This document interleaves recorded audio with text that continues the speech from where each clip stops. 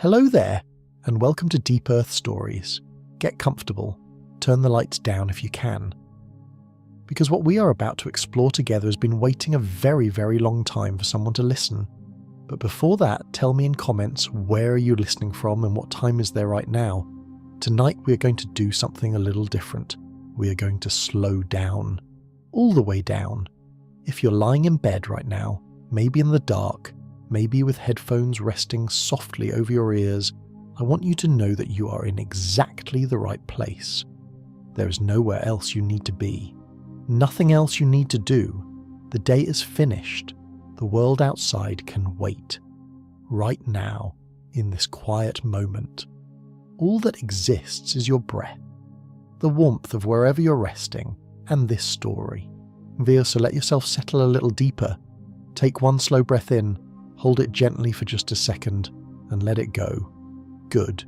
Tonight, we're going to explore one of the most beautiful, strange, and quietly wonderful questions that science and imagination have ever asked together. What if the dinosaurs never died? Not in a scary way, not with sharp teeth and loud roars and anything that would make your heart beat faster. No. We're going to walk through this question the way you walk through a very old, very quiet forest at dusk.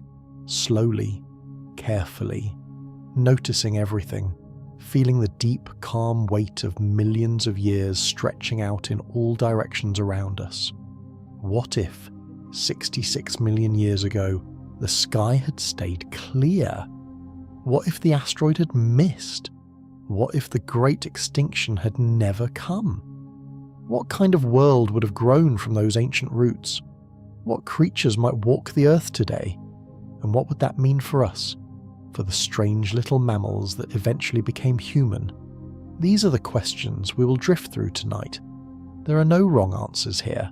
There is no test. If your eyes feel heavy at any point, that is perfectly fine. If you drift off in the middle of a chapter, that is more than okay. This story will be here when you come back, or maybe your sleeping mind will carry it forward in its own quiet way. For now, just breathe, let the world slow down, and let me take you somewhere very far away and very, very long ago. Chapter 1. The Last Normal Day. Imagine a morning. An ordinary morning somewhere on the continent we would eventually call North America, though it looked nothing like any map you've ever seen. The land is warm and green, not the cool green of spring forests you might know, but a thick, humid, tropical green. The kind of green that feels heavy, that hangs in the air like a curtain. The sun is rising. Soft light, orange and gold, filters through ferns that stand as tall as small trees. The air smells like earth and moisture, and the faint sweetness of flowering plants that are still very new to this world. Flowers themselves are a relatively recent invention at this point in history. The dinosaurs had lived through a time before flowers, and they were still getting used to this colourful, fragrant new world. It is roughly 66 million years ago. Somewhere nearby, something moves through the undergrowth. It is not enormous. It is a mid-sized creature, walking on two legs, its long neck swaying gently as it picks its way through the ferns. Its skin is patterned with dark stripes, which help it blend into the striped shadows of the early morning forest. It pauses, tilts its head. Somewhere above, in the canopy, a small warm-blooded creature rustles through the leaves. That small creature, the one hiding in the trees, is one of our distant ancestors. Tiny, furry, big-eyed in the dark, frightened, always a little frightened. It eats insects and small seeds, and spends most of its life trying very hard not to be eaten.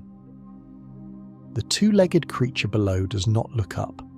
It moves on, stepping over a fallen log, disappearing into the green. This is the world as it was. And this is the world that was about to change forever. Or was it? Because tonight we are asking a different question. And tonight we are pulling gently on one thin thread in the great fabric of time, We're asking very quietly what would have happened if that change had not come. The asteroid that ended the age of the dinosaurs was roughly 10 kilometers wide. That is about 6 miles. To picture it, imagine a mountain. A very large mountain. Now imagine that mountain moving through space at around 70,000 kilometers per hour, and then imagine it hitting the Earth. The impact happened in what is now the Gulf of Mexico, near a place called Chicxulub, on the coast of the Yucatan Peninsula in Mexico. When it hit, it released more energy than any bomb ever made by humans, more energy than all the nuclear weapons in history exploded at once, multiplied many times over. The explosion sent a shockwave through the ground that circled the globe. It threw billions of tons of rock and dust into the atmosphere. It started wildfires across continents. It blocked the sun. And without sunlight, the plants died. And without plants, the animals that ate plants died. And without those animals, the animals that ate them died too. It was a cascade, a slow-motion collapse that took thousands of years to fully unfold. Roughly 75% of all species on Earth disappeared. The non-avian dinosaurs, the great land-dwelling ones we picture when we close our eyes and think of that word, they were gone. But tonight, in this gentle story we are building together, the mountain missed. It drifted past through the dark silence of space, close enough that if any creature on Earth had eyes good enough and happened to be looking up at the right moment on the right night, they might have seen a faint streak of light, and then nothing. The sky stayed clear. The morning came anyway, and the dinosaurs lived on. Just breathe for a moment. Feel the weight of that idea. 66 million years of different history. 66 million years of a world we never lived in, never saw, never even have a word for. A world that branched away from ours at a single moment of almost invisible difference. One rock drifting slightly to the left instead of to the right. The world is full of those moments if you look closely enough. The tiniest things bending the path of everything that follows. Chapter 2. The world that kept going. So let us imagine the world kept going. The asteroid missed. The dust stayed out of the atmosphere. The sun kept rising every morning, reliable and warm, the way it had for billions of years before and would for billions of years after. What would have happened? First, let us understand what the dinosaur world looked like in those final millions of years before the impact. Because it is easy to think of the age of dinosaurs as one long, unchanging period. It was not. The dinosaurs had already been evolving and changing for over 160 million years by the time the asteroid came. To put that in perspective, the entire time since the extinction, the whole 66 million years of mammal-dominated Earth, that is less than half the time that dinosaurs had already been alive. They were not a primitive, stuck world. They were a world in motion. In those last millions of years, a group of dinosaurs in particular was doing something remarkable. The theropods, two-legged, mostly meat-eating, but increasingly varied and complex. Among them, a branch had already been developing feathers for millions of years. Some were becoming what we would eventually recognize as birds. Others were on their own separate paths, growing stranger and more fascinating with each million years that passed. There were the troodontids, small dinosaurs, roughly the size of a large turkey, with large eyes adapted for low-light vision. Their brains, relative to their body size, were among the largest of any dinosaur. Some researchers have looked at the trajectory of their evolution and asked a quiet, careful question. If they had kept going, where might they have ended up? There was a scientist named Dale Russell who asked this question in a very specific way back in the 1980s. He worked through the math of brain development and looked at how troodontid brains had been growing across millions of years, and he imagined where that growth might lead. He called the imagined result a dinosauroid. an upright, large-brained bipedal creature, still clearly descended from dinosaurs, with scales and a different body structure than ours, but with hands capable of manipulation, with eyes facing forward for depth perception, with a skull shaped to hold more and more complex thought. Now, Russell's specific model has been questioned and refined by later researchers. Evolution is not a straight line. It is more like a river that branches and braids and sometimes doubles back on itself. But the underlying question he was asking is one that has never quite gone away. If the dinosaurs had kept going, might intelligence have eventually emerged from their lineage? We do not know. We cannot know. But the quiet possibility sits there in the dark, gently glowing like a lamp in a distant window. Let us drift a little further into the story. In the world where the asteroid missed, the years continued to pass, slowly, the way they always do. 1,000 years at a time, then 10,000, then 100,000. The continents kept moving as they always do, drifting so slowly you could never feel it if you were standing on them, but moving all the same, carrying their cargoes of forests and rivers and living things. The climate shifted, the way it always does. There were warm periods and slightly cooler periods. New plants evolved. Old species disappeared for other reasons, as species always do. Life is never still. And through all of it, the dinosaurs continued to evolve.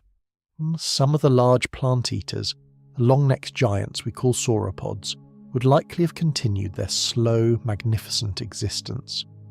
They had already been one of the most successful body plans in the history of land animals. The sheer efficiency of their design, long neck to reach high food sources, massive gut to process tough vegetation, enormous body to resist most predators, had kept them thriving for well over 100 million years already. In our imagined world, they might still be walking today. Imagine that for a moment. Not as monsters, not as threats, just as large animals, the way elephants are large animals or blue whales. Giants living their slow, calm lives, eating and moving and breathing, and eventually, after many decades, lying down quietly in some green and distant place. There is something deeply calming about the image of a sauropod. All that weight, all that slow patience, moving through the world at their own pace, not hurrying, never hurrying. Maybe you feel a little like that right now, heavy and warm and not in any rush. If your breathing is slowing down, that is wonderful. If your eyes feel like they want to close, let them. The story will carry you. Chapter 3. The Mammals in the Shadows. Here is a part of this question that people do not always think about first, but it is perhaps the most important part for us personally. In the world where the asteroid missed, what would have happened to the mammals? Because in the real world, our entire success as a group came from the mass extinction. The small, hiding, frightened little creatures in the trees, creatures like that distant ancestor I described earlier, they survived because they were small and adaptable and lived underground and in trees and could eat almost anything. When the giant animals died, the world opened up for them. Like a sudden clearing in a forest, where all the big old trees have fallen and suddenly sunlight reaches the ground, and 100 different smaller plants rush to fill the space. The mammals filled the space. In just a few million years, they exploded into every available habitat and role. Whales descended into the sea, bats took to the air, horses spread across the plains, and some small primates, living in the African forests, eventually began a long, strange journey toward what we are today. But in a world where the extinction never happened, that clearing never came, the mammals would still be there. They were already there, already successful in their own limited ways, but their range of body sizes, their diversity of forms, their freedom to expand, all of that would have been constrained by the continued presence of the dinosaurs.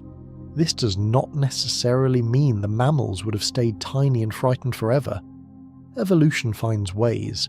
Given enough time, which in this story there would have been plenty of, the mammals might have found new niches, new paths, new forms to explore.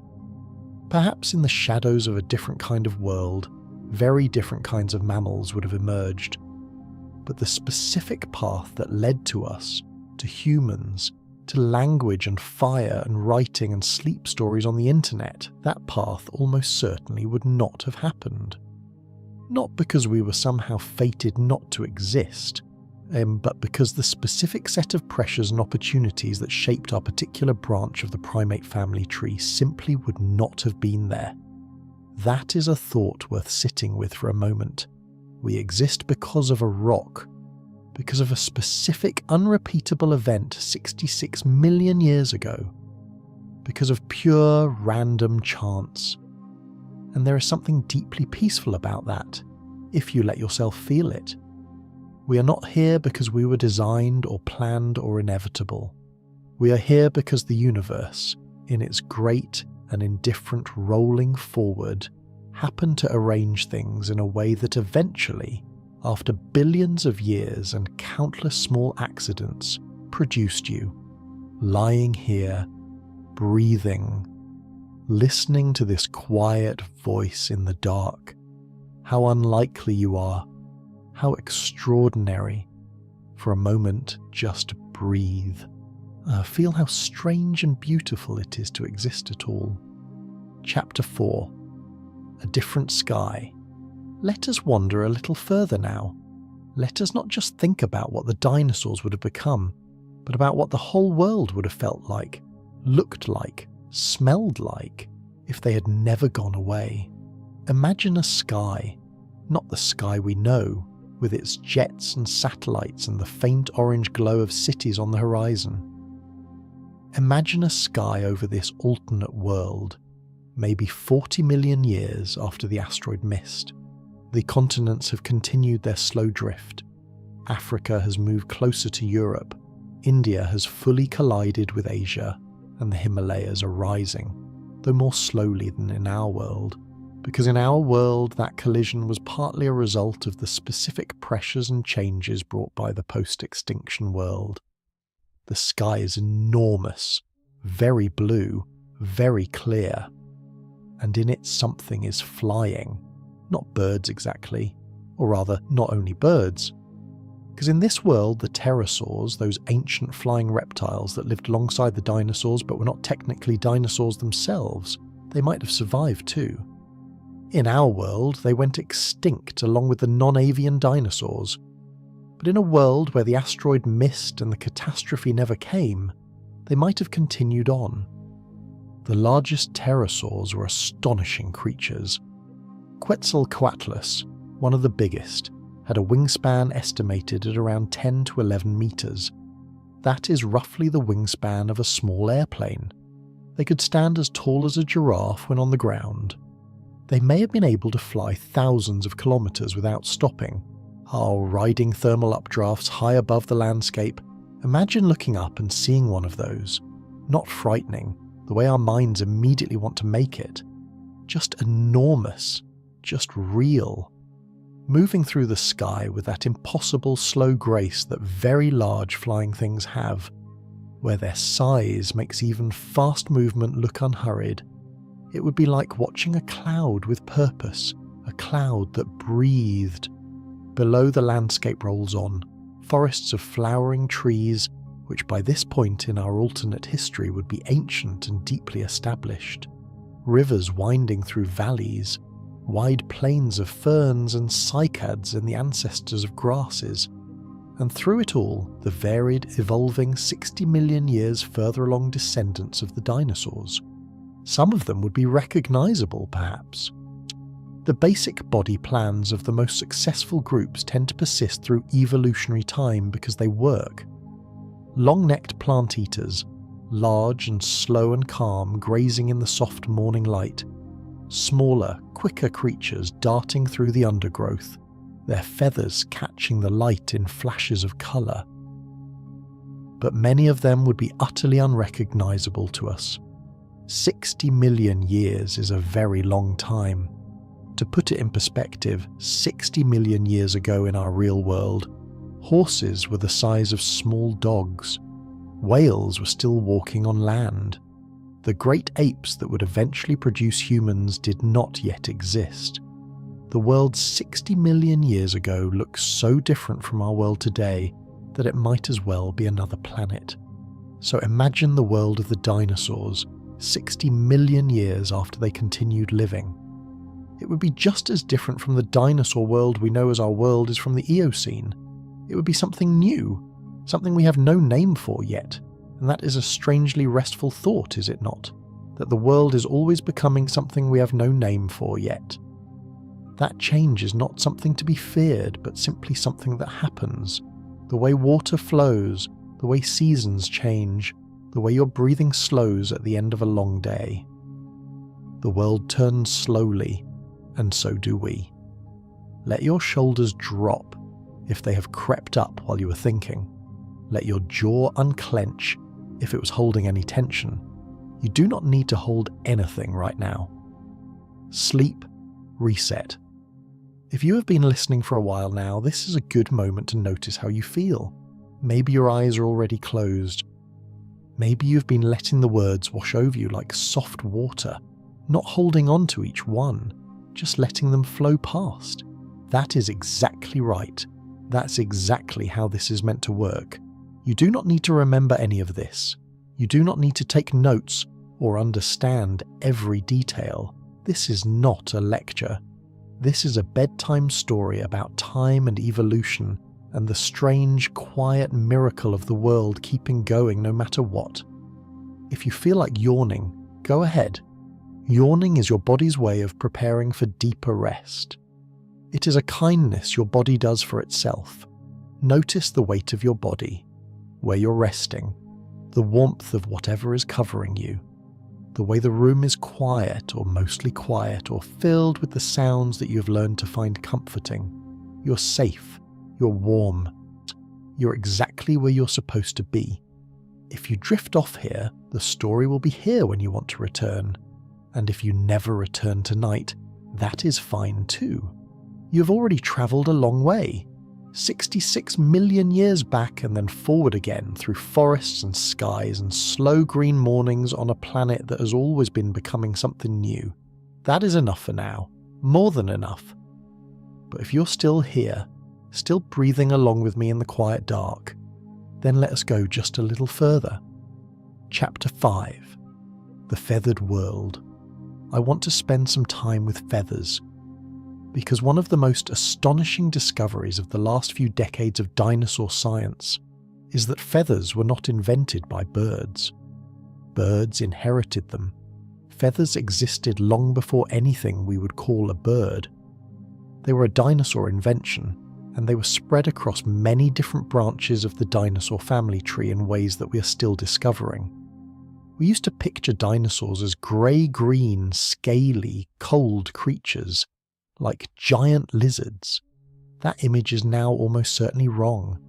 Many of the theropod dinosaurs, the two-legged ones, had feathers. Some may have been brilliantly coloured. Some may have used their feathers for display, the way peacocks do, or for insulation, the way fluffy chicks do. Some used them for gliding and eventually for flight. In our world, the only dinosaurs alive today are birds. When you watch a sparrow hop along a sidewalk, you are watching a dinosaur. When you hear an owl call in the night, that is a dinosaur's voice. The dinosaurs did not fully die. A branch of them survived, slipped through the extinction, and has been with us all along. In our imagined world where the extinction never came, birds would still exist. They had already been evolving alongside their larger relatives for millions of years. They would have continued doing so. And the boundary between what we call a bird and what we call a dinosaur, which is honestly already a blurry boundary even in our real world, would have become even blurrier and more interesting. Imagine a forest in this alternate world. Not tropical, let us say. Something more temperate. somewhere in what we would now call Eastern North America, though the geography would be different.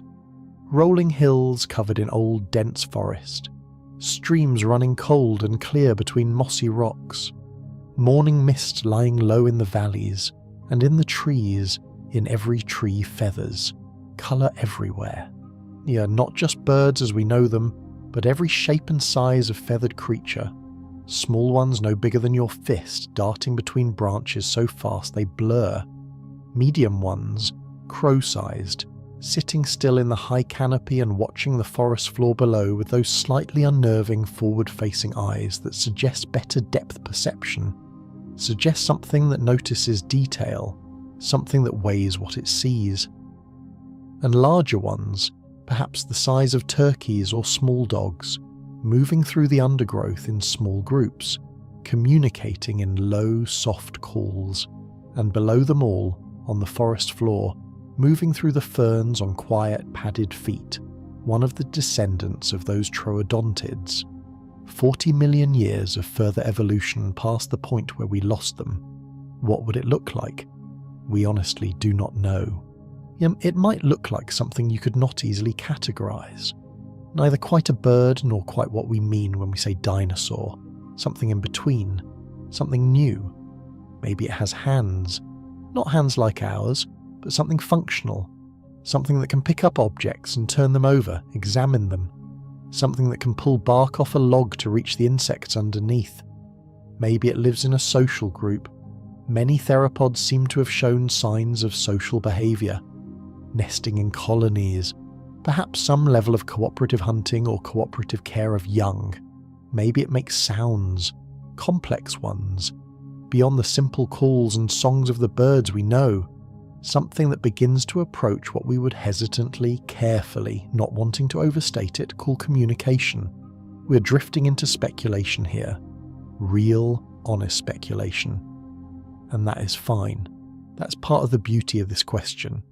It lives at the edge of what we know and what we can only imagine, and the view from that edge is extraordinary. The world turns slowly, and so do we. Chapter 6. Deep time and small moments. Here is something I think about sometimes when I cannot sleep. The history of life on Earth is so long that any way of describing it immediately fails to convey the real feeling of it. We say 66 million years and the words are accurate, but they mean nothing to our bodies, to our lived experience. We are creatures of days and seasons. 100 years feels like a very long time to us. 1,000 years is almost beyond imagining. 1,000,000 years is completely beyond imagining. And yet here we are, talking about 66 million years as if it is just a number. There is a way of thinking about it that I find helps, a little. The oldest human civilization with written records is roughly 5,000 years old. The Great Pyramid of Giza is about 4,500 years old. To us that feels ancient. That feels like the edge of imaginable time. But if the history of Earth were compressed into a single day, starting at midnight and ending now, the Great Pyramid was built approximately 2 seconds ago. The asteroid that killed the dinosaurs hit about 1.5 minutes ago. The first dinosaurs appeared roughly 10 minutes ago. The first complex animals, the first creatures with eyes and legs and the ability to hunt, those appeared just under an hour ago. And the first single-celled life? That was around 5 in the afternoon. The sun rose on an empty, sterile volcanic world. For hours and hours and hours there was nothing but rock and water and heat. And then, somewhere around 5 in the afternoon, something started. Something so small you could not see it. Something that learned how to copy itself. And here we are, just before midnight, barely here at all, in the great long breathing of the planet. But we are here, and we are asking questions, and we are listening to stories in the dark. And something about that, the fact that matter arranged itself in such a way as to wonder about its own arrangement, that strikes me as one of the quietest miracles in the universe. For a moment, just breathe. You have been here for such a short time, in the great scale of things, And that is not a sad thought, it is actually a very restful one. You do not have to carry the weight of deep time. Deep time carries you. The Earth has been here for 4.5 billion years. It has seen asteroids and ice ages and the slow drift of continents. It has seen life begin and flourish and go nearly extinct and begin again. It has seen the oceans rise and fall. It has seen mountains grow and erode to plains over hundreds of millions of years. It has seen all of that, and it is still here, still turning, still carrying us gently in the dark of space. You can rest now. The world will keep turning without your help. And with that thought, soft and ancient and true, let us close the first chapter of this long night's journey. We have come a long way already. We have stood on the edge of 66 million years of different history and looked out at a world of feathers and slow giants and a sky full of enormous, graceful wings. We have thought about the small furry creature in the trees who might have been our ancestor, and about the strange, uncertain path that might have led some other kind of mind to wonder about the universe. We have thought about deep time, about how small we are, about how briefly we have been here, and how extraordinary it is that we are here at all. In part 2 we will go further. We will explore what the climate of this alternate world might have looked like. We will think about whether intelligence, that strange and fragile thing, might have emerged from the dinosaur line. We will walk through the world they might have built, if they had gotten that far, and we will sit with the strange, lovely sadness of a world we never lived in but can almost hear, almost smell, almost feel under our feet. But that is for later. For now, let the images settle. Let the green forests and enormous wings and the deep, patient sky fade slowly into the background of your mind. Let your breathing do what it wants to do. Let the night hold you. You have done beautifully tonight. You came here and you listened and you let your mind travel somewhere vast and strange and calm. That is no small thing. The world is old and slow and full of wonders, and you are a part of it. A tiny, brief, magnificent part of it. And tonight, in this moment, that is more than enough. We left off in a world of feathers and slow giants, a world where 66 million years ago, a mountain of rock drifted past the Earth instead of into it, and everything that followed was different. We thought about deep time, about how briefly we have been here, about the strange miracle of existence itself. Tonight, we go further. Breathe in slowly and let it out. Let us drift back into that world. Chapter 7. The Climate of a Different Earth. One of the things that does not always come up when people imagine the dinosaurs living on, but which matters enormously, is climate. The Earth's climate is not a fixed thing. It never has been. It breathes in its own slow way, cycling through warmer and cooler periods over millions of years, driven by the slow wobble of the planet's tilt, the drift of continents, the rise and fall of mountain ranges, the changing composition of the atmosphere. In the real history of our world, the 66 million years since the extinction have included enormous swings in temperature. There were periods, roughly 50 million years ago, when the poles were nearly ice-free and crocodilians lived in the Arctic. There were periods, more recently, when ice sheets covered much of the northern hemisphere and sea levels dropped so far that land bridges appeared between continents. In our alternate world, where the asteroid missed, these same slow forces would have been at work. The climate would still have changed. The continents would still have drifted, the Himalayas would still have risen, though perhaps in slightly different ways and at slightly different rates. Ice ages might have come and gone, but there is one very important difference. In our real world, the mass extinction at the end of the Cretaceous period wiped out not just the large dinosaurs, but enormous numbers of marine animals too. Ammonites, Those beautiful spiral-shelled creatures that had swum in the oceans for hundreds of millions of years were completely gone. Many species of fish and sharks disappeared. The food webs of the oceans were torn apart and had to rebuild themselves over millions of years, and in rebuilding they built differently. The new world of mammals, including the mammals that returned to the sea, those early ancestors of whales and dolphins and seals, they shaped the ocean in new ways. They contributed to the cycling of nutrients, to the regulation of ocean chemistry, to the patterns of carbon storage that have helped regulate our climate ever since. In a world without the extinction, all of that would be different. The oceans would still have their ammonites spiraling through the cold blue depths, the marine reptiles, the mosasaurs and plesiosaurs and their kin, those long-necked and powerful-jawed creatures that ruled the Cretaceous seas, might have continued their own long evolution. They would have changed beyond recognition over 60 million years, just as whales changed beyond recognition from their walking ancestors. But they would be there, and the ocean's chemistry, the way carbon was stored and released, the way nutrients cycled through the water, all of that would have been shaped by a completely different cast of creatures, which means the atmosphere would have been shaped differently, which means the climate would have been different. How different? That is genuinely hard to say.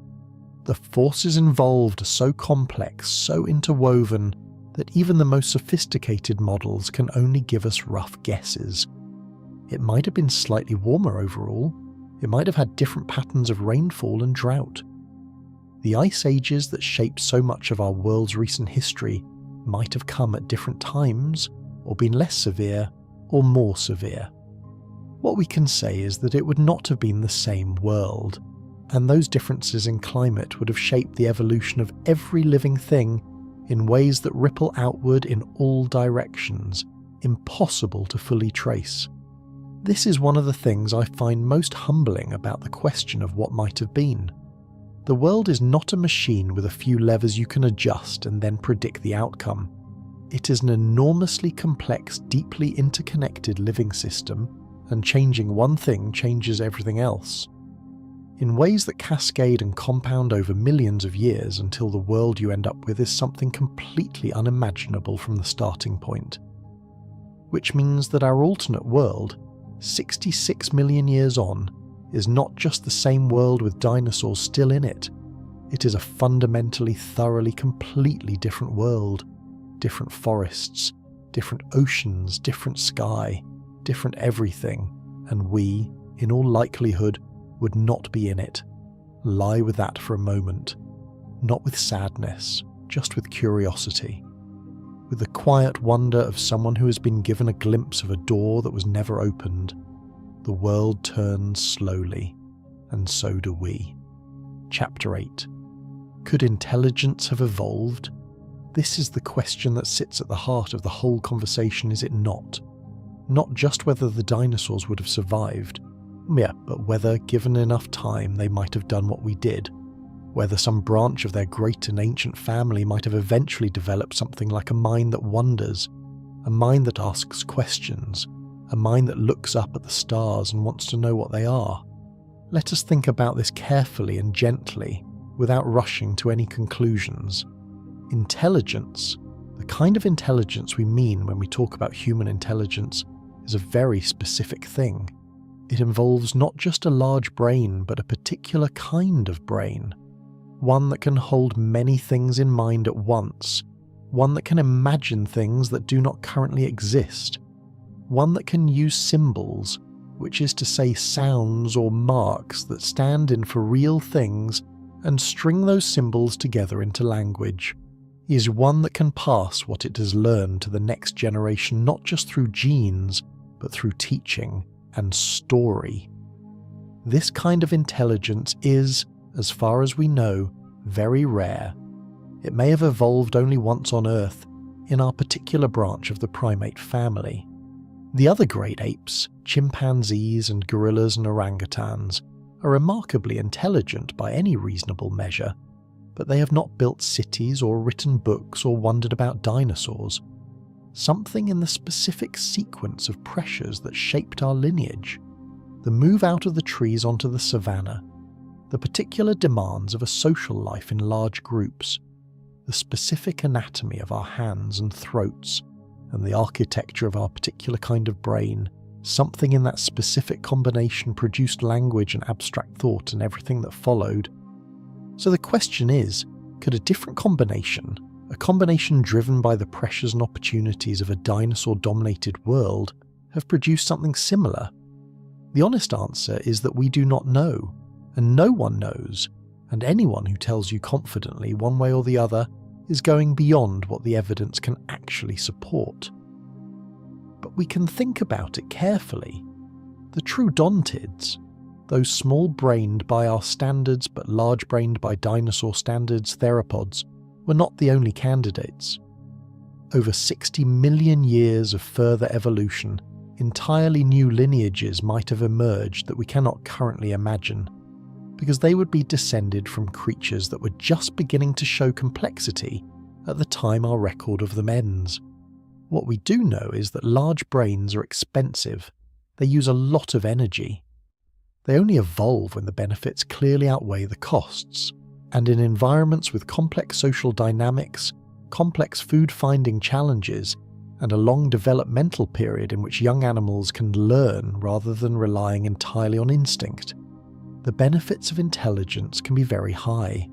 Social life, in particular, seems to be one of the great engines of intelligence in our world. Living in large groups requires keeping track of many individuals, their relationships, their moods, their likely behaviours. It rewards the ability to predict what others will do, to cooperate, to deceive and to detect deception, to build alliances.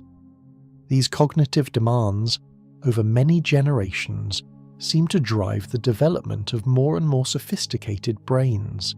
Many dinosaur species showed signs of social behaviour. Some nested in colonies, and some may have travelled in herds. Some show evidence of extended parental care, which is a key ingredient for the kind of learning-dependent intelligence we have. Over 60 million more years of evolution, in a world full of social and ecological challenges, it seems at least possible, not certain but possible, that somewhere in the dinosaur family tree, something with a genuinely large and complex brain might have emerged. What it would have been like, how it would have perceived the world, whether it would have had anything like emotions or curiosity or longing, those are questions we simply cannot answer. But the quiet possibility remains, and there is something deeply moving about it. The universe seems to have a tendency, across its long history, to produce complexity. Simple chemistry becomes complex chemistry. Complex chemistry becomes the first living cells. Simple cells become complex cells. Complex cells become multicellular organisms. Organisms become ecosystems. And somewhere in those ecosystems, under the right conditions, minds emerge. Maybe minds were always going to emerge, somewhere on this planet in one form or another. Maybe the question was never if, but just which branch of the tree would eventually lift its head and look up at the stars. In our world, it was us. In another world, it might have been something with scales and feathers, something with eyes that saw differently and hands that were shaped differently, and a voice that sounded like nothing in any forest we've ever walked through. And maybe, sitting in whatever dark it lived in, maybe it would have told stories too. For a moment, just breathe. There is something very tender about that thought. The idea that the universe has this tendency, this quiet leaning toward minds that wonder, toward creatures that tell each other stories in the dark. Whether it happened the way it happened with us, or some other way entirely, the impulse to make meaning, to reach out across the dark and say, "Listen, I have something to tell you," that impulse feels like something very old, something deeper than any one species. Sleep reset. Let us pause here for a moment and just rest. If you have been listening for a while, your body has been doing something lovely. It has been relaxing, muscle by muscle, degree by degree, without you having to tell it to. That is what night does. That is what rest does. Maybe you can feel it in your hands, that faint heaviness. The way they do not feel like they need to hold anything right now. Maybe you can feel it in your face, the way your jaw is released a little, the way the muscles around your eyes have gone soft. You have been travelling through deep time tonight, through forests full of feathers and skies full of ancient wings, through the question of what intelligence is and where it comes from, and whether the universe might have found another way to produce something like us. That is a long journey for a night. You have done beautifully. If you fall asleep here, in this pause between thoughts, that is exactly right. The story will be here whenever you want it. You carry it with you now, in whatever way sleeping minds carry the stories they were told in the dark. If you're still here, still gently awake, let us walk just a little further. Chapter 9. The World They Might Have Built. Let us imagine just for a while that it happened. Let us imagine that somewhere in this alternate Earth, over the course of millions of years of slow evolution, something emerged from the dinosaur family tree that we would recognize as intelligent.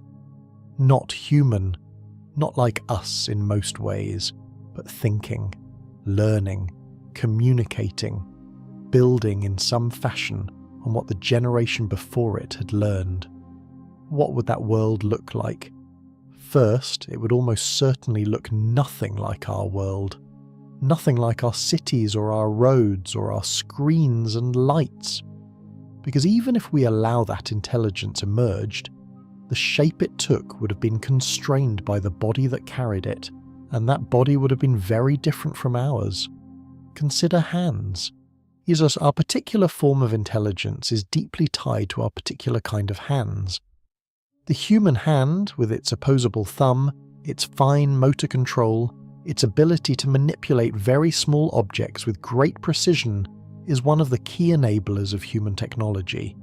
We did not just think our way to civilization, we built our way there, and building requires hands.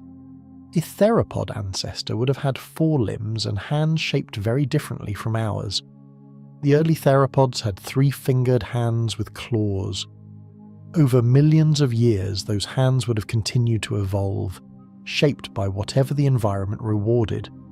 If manipulation became advantageous, hands might have become more capable over time, but they would still have been 3-fingered likely, still different from ours in ways that would matter. Different hands might lead to different tools, not the round-handled, grip-centered tools that humans gravitated toward, but something else, something shaped by 3 fingers and a different wrist angle and a different center of grip. The first tools might have been different shapes. The first buildings might have been structured differently, using joinery and leverage in ways that made sense for a different body. And different tools lead to different technologies, and different technologies lead to different ways of organizing society. And different ways of organizing society lead to different ways of thinking about the world, different things considered important, different questions asked first. In a million small and large ways, because the civilization that a dinosaur-descended intelligence might have built would have been unlike anything we can truly imagine from the inside of our own human minds. But I like to think that some things might have been similar. I like to think that when the first cold nights came, they might have found ways to warm themselves and their young. That when they looked up at the stars, which would have been the same stars, the same ancient light that we still look up at, they might have felt something like wonder. That when they lost someone, they might have felt something like grief. That when they found food in abundance and the sun was warm and the world was briefly still, they might have felt something like joy. These things, warmth and wonder and grief and joy, seem to arise wherever minds arise. They seem less like human inventions and more like features of the landscape of consciousness itself, whatever form that consciousness takes. And if they told stories, which I think they might have, because stories are how minds make sense of a world too large and too complex to hold all at once. If they told stories, I wonder what those stories would have been about. Maybe they would have told stories about the small, warm-blooded creatures that lived in the undergrowth, and the trees, the ones with the big eyes and the soft fur and the quiet hidden lives. The ones who were not so frightening really, just different, just living their own version of the world. Maybe they would have found them curious, maybe they would have wondered about them.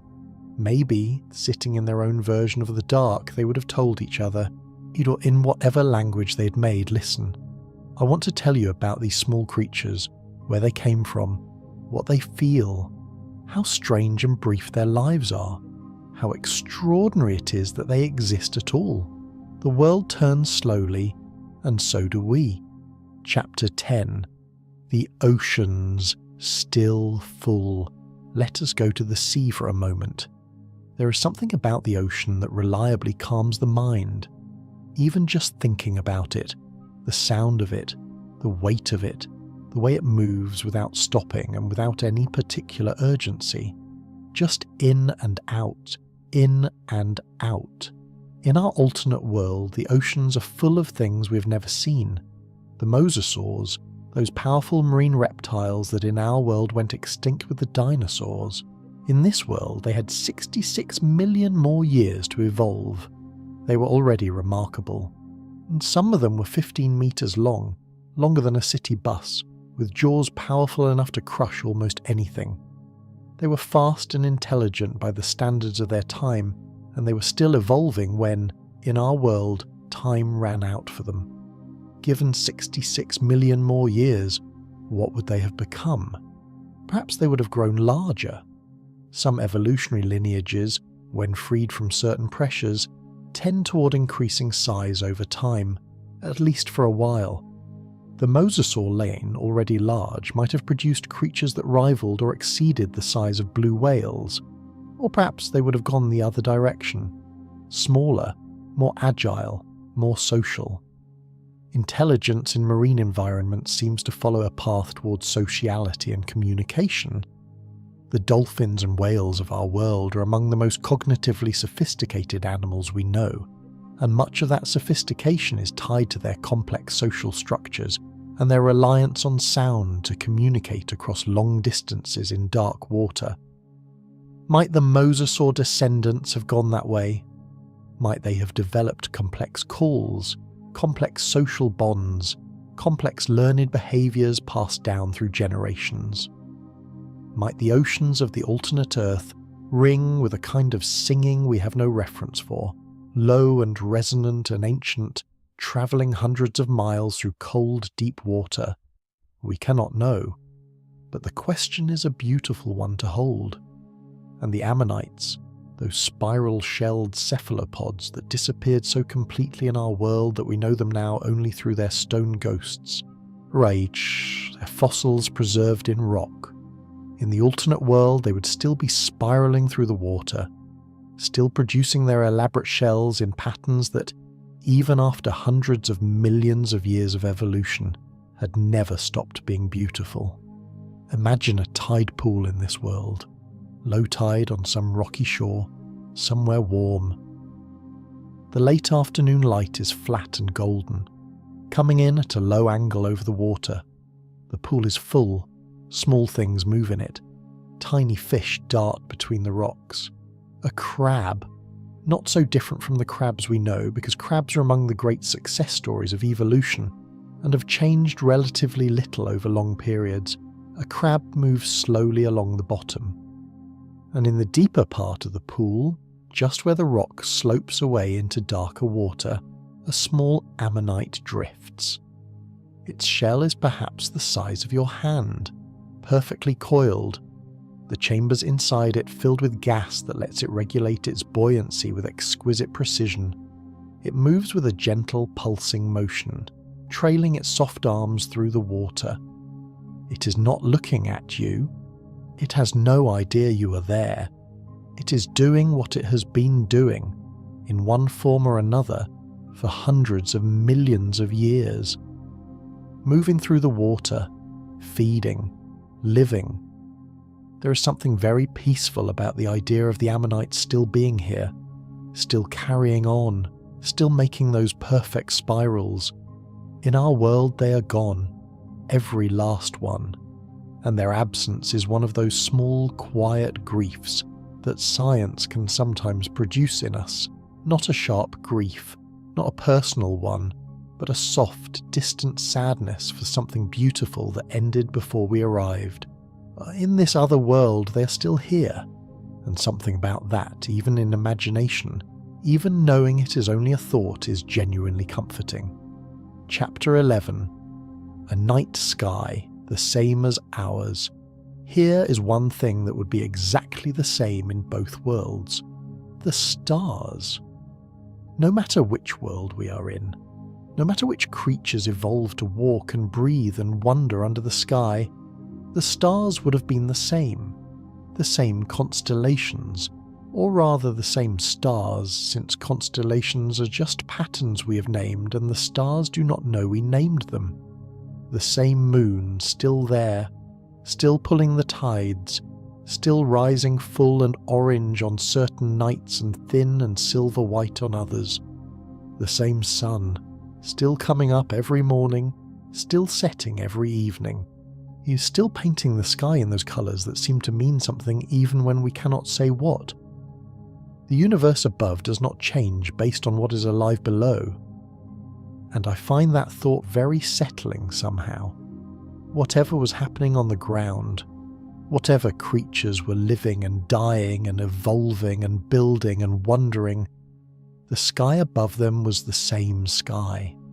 The same ancient light was arriving every night, light that had travelled for years or thousands of years or millions of years to reach this small blue living world. The sky does not know about mass extinctions. The sky does not know about alternate timelines or what might have been. The sky just keeps doing what it does, sending light in all directions, in all the long, patient dark of space. And down here, on the surface of this small world, whether we are feathered or furred, whether we have 3 fingers or 5, whether we tell our stories in words or in sounds we have no words for, we all live under the same ancient light. We are all made of the same ancient stuff. Every atom in your body was forged in the heart of a star that burned out before our sun was born. The carbon and the oxygen and the iron in your blood, none of it was made on Earth. It was all made in the violent cores of ancient suns and scattered through space when those suns exploded. It drifted through the dark for millions of years, and eventually in one tiny corner of one ordinary galaxy, it gathered together and became a planet, and the planet became alive, and the life became complicated, and eventually the complicated life became you, lying here in the dark, listening to a story about dinosaurs. You're made of stardust, which is a thing people say sometimes, and it has almost become a cliche, but it is true. It is literally, factually, chemically true.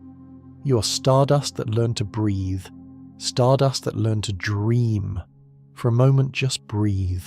Feel the weight of what you are, not the small daily worries weight of what you are, but the ancient, cosmic, extraordinary weight of what you are. You're the universe noticing itself. One small, brief, beautiful way that matter has found to look at itself and say, I am here. I am here and I notice things and I find them wonderful. That is not nothing. That is everything. The world turns slowly, and so do we. Sleep, reset. We are moving through the middle of this long night story now.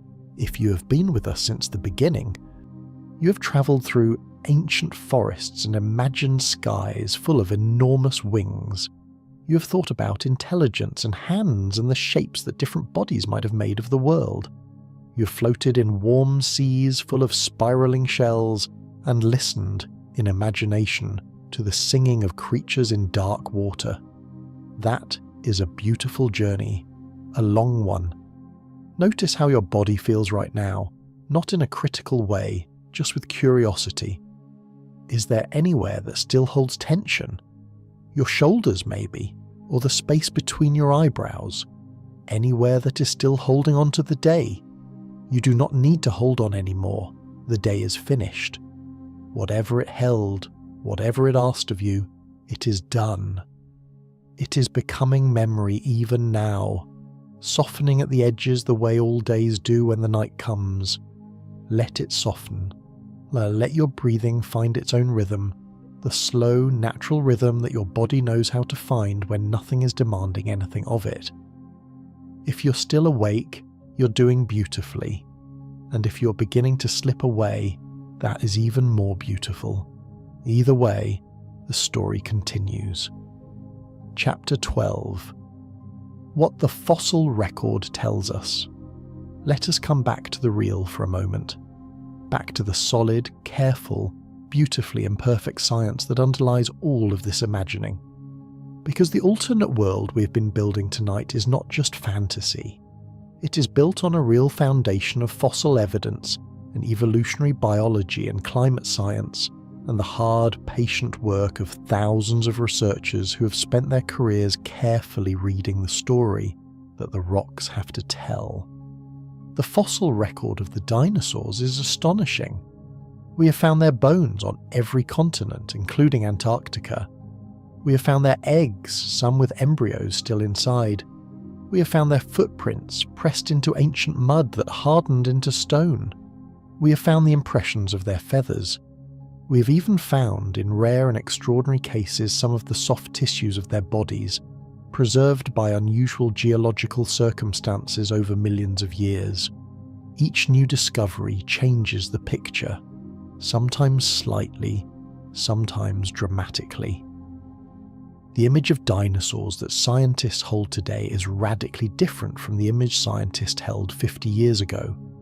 And that image was radically different from the image held 100 years ago. And the image we hold today will certainly be changed in ways we cannot yet predict, by discoveries that have not yet been made. This is one of the things I love most about science. It is not a finished thing. It is a living process, always revising, always willing to say, we were wrong about this. Here is what we think now. It has the humility to change its mind when the evidence asks it to, and the evidence keeps asking. Just in the last few decades, we have learned that many theropod dinosaurs had feathers. We have learned that some dinosaurs were likely warm-blooded, or at least something more complex than simply cold-blooded. Something in between, something that modern biology is still working out how to categorize. We have learned that some dinosaurs cared for their young in ways that suggest more complex social bonds than we previously imagined. We have learned that the evolutionary line leading to birds was longer and stranger and more gradual than anyone had guessed. Every new piece of information adds texture and colour to the picture. The dinosaurs were not grey-green monsters.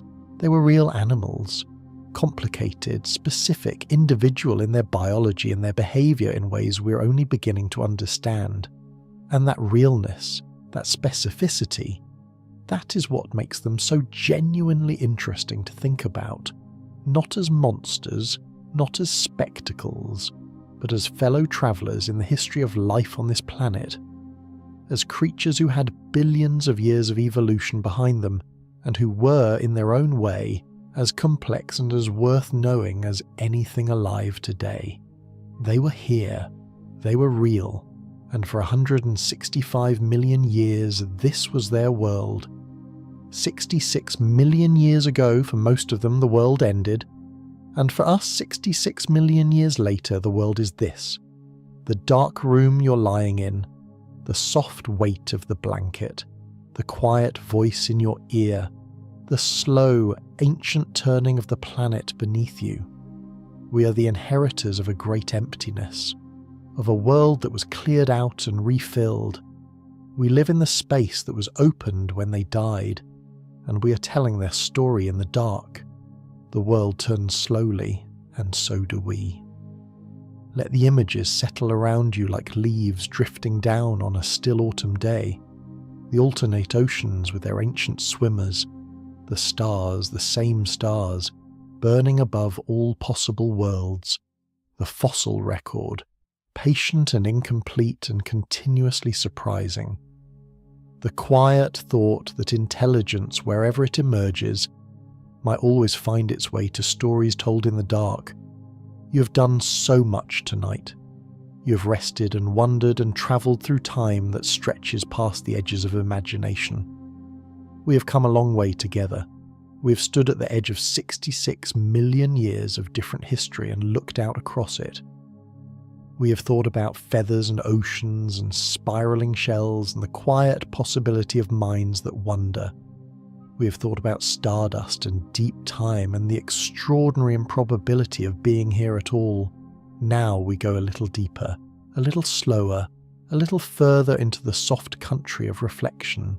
Breathe in and out. Let us begin. Chapter 13. A World Without Us. There is a question underneath all the other questions we have been asking tonight. A quieter one, a more personal one. If the dinosaurs had lived, we would not be here. Not we as in humans in general, we as in you. This specific arrangement of atoms and memories and preferences and fears and loves. You, reading or listening or half dreaming in the dark, you would not exist. And I want to stay with that thought for a moment, not to make you sad, but because there is something genuinely interesting in it. Something that, if you let yourself feel it without flinching, opens up into something almost peaceful. The version of Earth where the asteroid missed, where the dinosaurs lived on and mammals stayed small, and no primate ever climbed down from any tree and looked out across a savanna with new, questioning eyes, that world would still have been full, completely, abundantly, magnificently full of life. It would not have been an empty world waiting for us to come and make it meaningful. It would have been its own thing, whole and complete, teeming with its own beauty and its own complexity and its own slow, unwitnessed wonders. A forest that no human ever walked through is still a forest. The light still falls through the leaves, the rain still comes, the animals still live their lives with whatever degree of feeling they have. The rivers still find their way to the sea.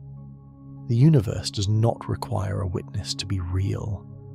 And something about that idea, the idea that beauty and complexity and the intricate web of life can exist without anyone watching, without anyone naming it or studying it or making documentaries about it, something about that is deeply restful. Because it means the world is not fragile in the way we sometimes fear it is. It is not dependent on us to validate it. It was here long before us. It would be here long after us, in any number of versions. The specific version we got is not the only version that would have mattered. All of them matter, in all the ways that things can matter without a mind to decide that they do. For a moment, just breathe. The world exists. You exist. In one specific, unrepeatable, extraordinarily unlikely version of the long unfolding story of this planet. And you are lying here in the dark, and the world is breathing all around you, the trees and the soil and the insects and the distant sea, all of it going on in its quiet way, and you are a small and temporary and entirely extraordinary part of it. That is enough. More than enough. The world turns slowly, and so do we. Chapter 14. The Gift of Slowness. One of the things I think about in connection with the dinosaurs and their long reign is the concept of slowness. We live in a very fast world, faster than any world that has ever existed, at least in terms of the pace of information and change and demand. Things happen quickly. Things are expected to happen quickly. We are expected to respond quickly, to adapt quickly, to move on quickly from whatever just happened so we can be ready for whatever is coming next. It is exhausting in ways that we often do not let ourselves fully acknowledge until we are lying in the dark at the end of a long day, finally still, finally quiet, and we notice just how tired we actually are. The dinosaurs lived at a different pace, not because they were slow in the sense of unintelligent or incapable, but because the world they lived in moved at the pace of seasons and migrations and the slow turning of geological time, A sauropod did not have a schedule. It did not have notifications. It spent its days moving through the landscape, eating, resting, travelling, living at the pace that its body and its world set for it. There is something in that image that I find genuinely soothing. Imagine a large sauropod in the early morning. The sun is just coming up over the edge of the forest. The air is still cool and damp. The creature moves through the low mist at the edge of a wide, shallow river, its long neck swaying slightly with each step. It is not in a hurry. It does not need to be. It has all the time that the morning holds, and then all the time that the afternoon holds, and then the evening, and then the long, still night. It stops at the river's edge, lowers its neck slowly, all the way down to the water, drinks. The sound of it drinking is a soft, steady sound, water being pulled up and swallowed over and over, patient and complete. Then it lifts its head again, slowly. Water drips from its lower jaw. It blinks in the growing light. Somewhere behind it, in the forest, another of its kind calls out in a low, resonant voice. It turns its head, not quickly, just slowly and completely, the way large animals do when nothing is threatening them, and it walks on, into the light, into the morning, into the long, slow, patient business of being alive. There is so much we could learn from that, not from the dinosaur specifically, but from the idea of it. The idea of moving at the pace the world actually requires, rather than the pace that anxiety and expectation demand. The idea that most of what needs to happen will happen in its own time, without being rushed. You know this in your body, even if your mind sometimes forgets. Right now, your body is moving at exactly the pace it needs to move. Your heart is beating exactly as fast as it needs to beat. Your breath is coming in and going out in exactly the rhythm that keeps you alive and well. You're not behind. You're not too slow. You are exactly where you are, and that is all you ever need to be. If your eyes feel heavy, let them close. Let the images of that slow, morning river and that great, quiet animal carry you somewhere even softer. The world turns slowly, and so do we. Chapter 15. What 60 million years sounds like. I want to try something a little different in this chapter. I want to talk about sound, because we think about the ancient world mostly in terms of what we can see or imagine seeing. Fossils are visual things, reconstructions of visual things. We picture the dinosaurs and we see them in our minds, but what did they sound like? This is a question that scientists have actually worked on seriously, though it is extraordinarily difficult to answer because sound does not fossilize the way bones do. We cannot hear what the dinosaurs heard. We cannot know for certain what voices they had. But we can make some careful, educated guesses. We know that some dinosaurs had elaborate crests on their heads, the hadrosaurs being a famous example. Parasaurolophus, with its long, curving crest extending backward from its skull, almost certainly used that crest to produce and amplify sound. The internal structure of the crest was like a long, hollow tube connected to the nasal passages. Air moving through it could have produced deep, resonant sounds, low calls that travelled long distances through the forest or across open ground. What would it have sounded like? Perhaps something like the lowest notes of a brass instrument, something you felt in your chest as much as heard with your ears. A sound that moved through the air slowly, deliberately, carrying information across great distances. Imagine standing at the edge of a Cretaceous forest and hearing that sound. Not close, far away, muffled by trees and distance. A deep, long, wavering call, rising and falling, and then, from further away, another call answering it. The same shape, but different. The way two people can sing the same note and still sound like themselves. The forest full of that slow music. And underneath it, closer, the sound of smaller creatures, the calls of feathered theropods that might have sounded more like birds than like anything we typically imagine when we think of dinosaurs. High and complex and varied. Not roars, not the thunder of movie monsters, but something more like the world you can hear if you step outside before dawn in summer, when the birds are all calling at once and the air is full of overlapping voices, each one distinct, each one saying something, communicating in ways we have only barely begun to understand. Sound is the medium of communication in the dark. Not just in nighttime dark, but in the dark of forests where sight is limited, in the dark of water where light does not reach, in the dark of winter and distance and fog, sound carries when sight cannot. And sound is what connects us to each other. It is what this voice is, travelling through whatever device you're using to listen, from wherever it was made, into your ear, into your mind, into the quiet space where you receive it and make something of it. The dinosaurs communicated with sound. We communicate with sound, in different frequencies and different complexities and different meanings, but the same medium. The same ancient physical fact of air moving and ears receiving. We're more connected to that ancient world than we sometimes think. For a moment, just breathe. Notice the sounds around you right now. Maybe there's nothing but a very faint hum, the almost silence of a room at night. Maybe there is the distant sound of traffic or wind or rain. Maybe there is the sound of someone sleeping nearby, their breathing slow and regular. All of those sounds are part of the world.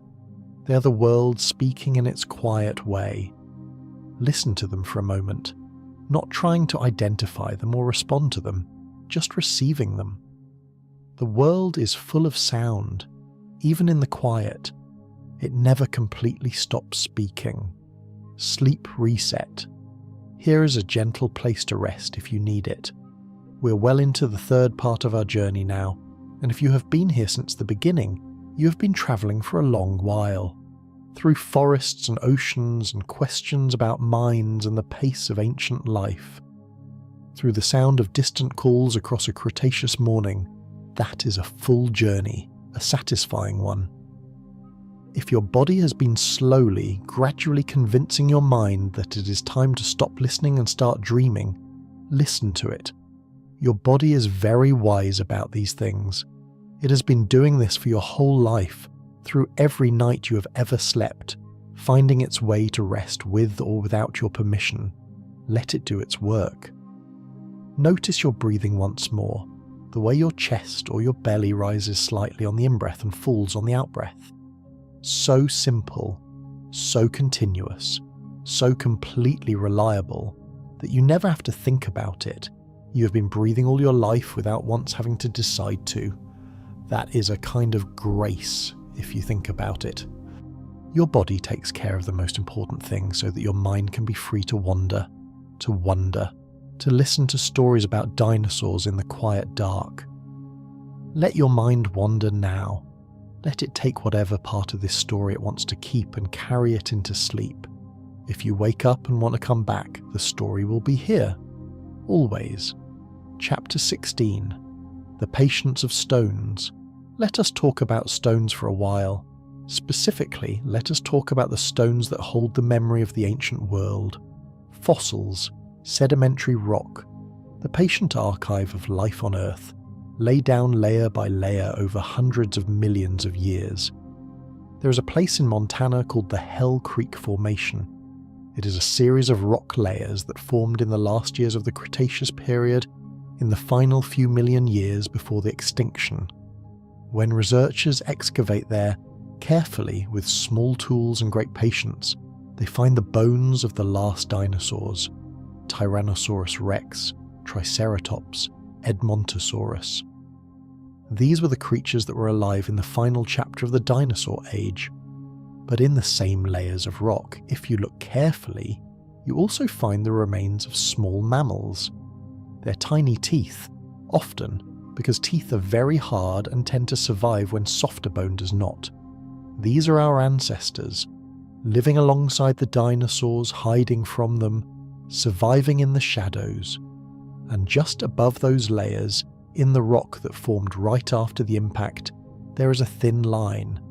A thin, dark line of rock that contains unusually high concentrations of a rare element called iridium.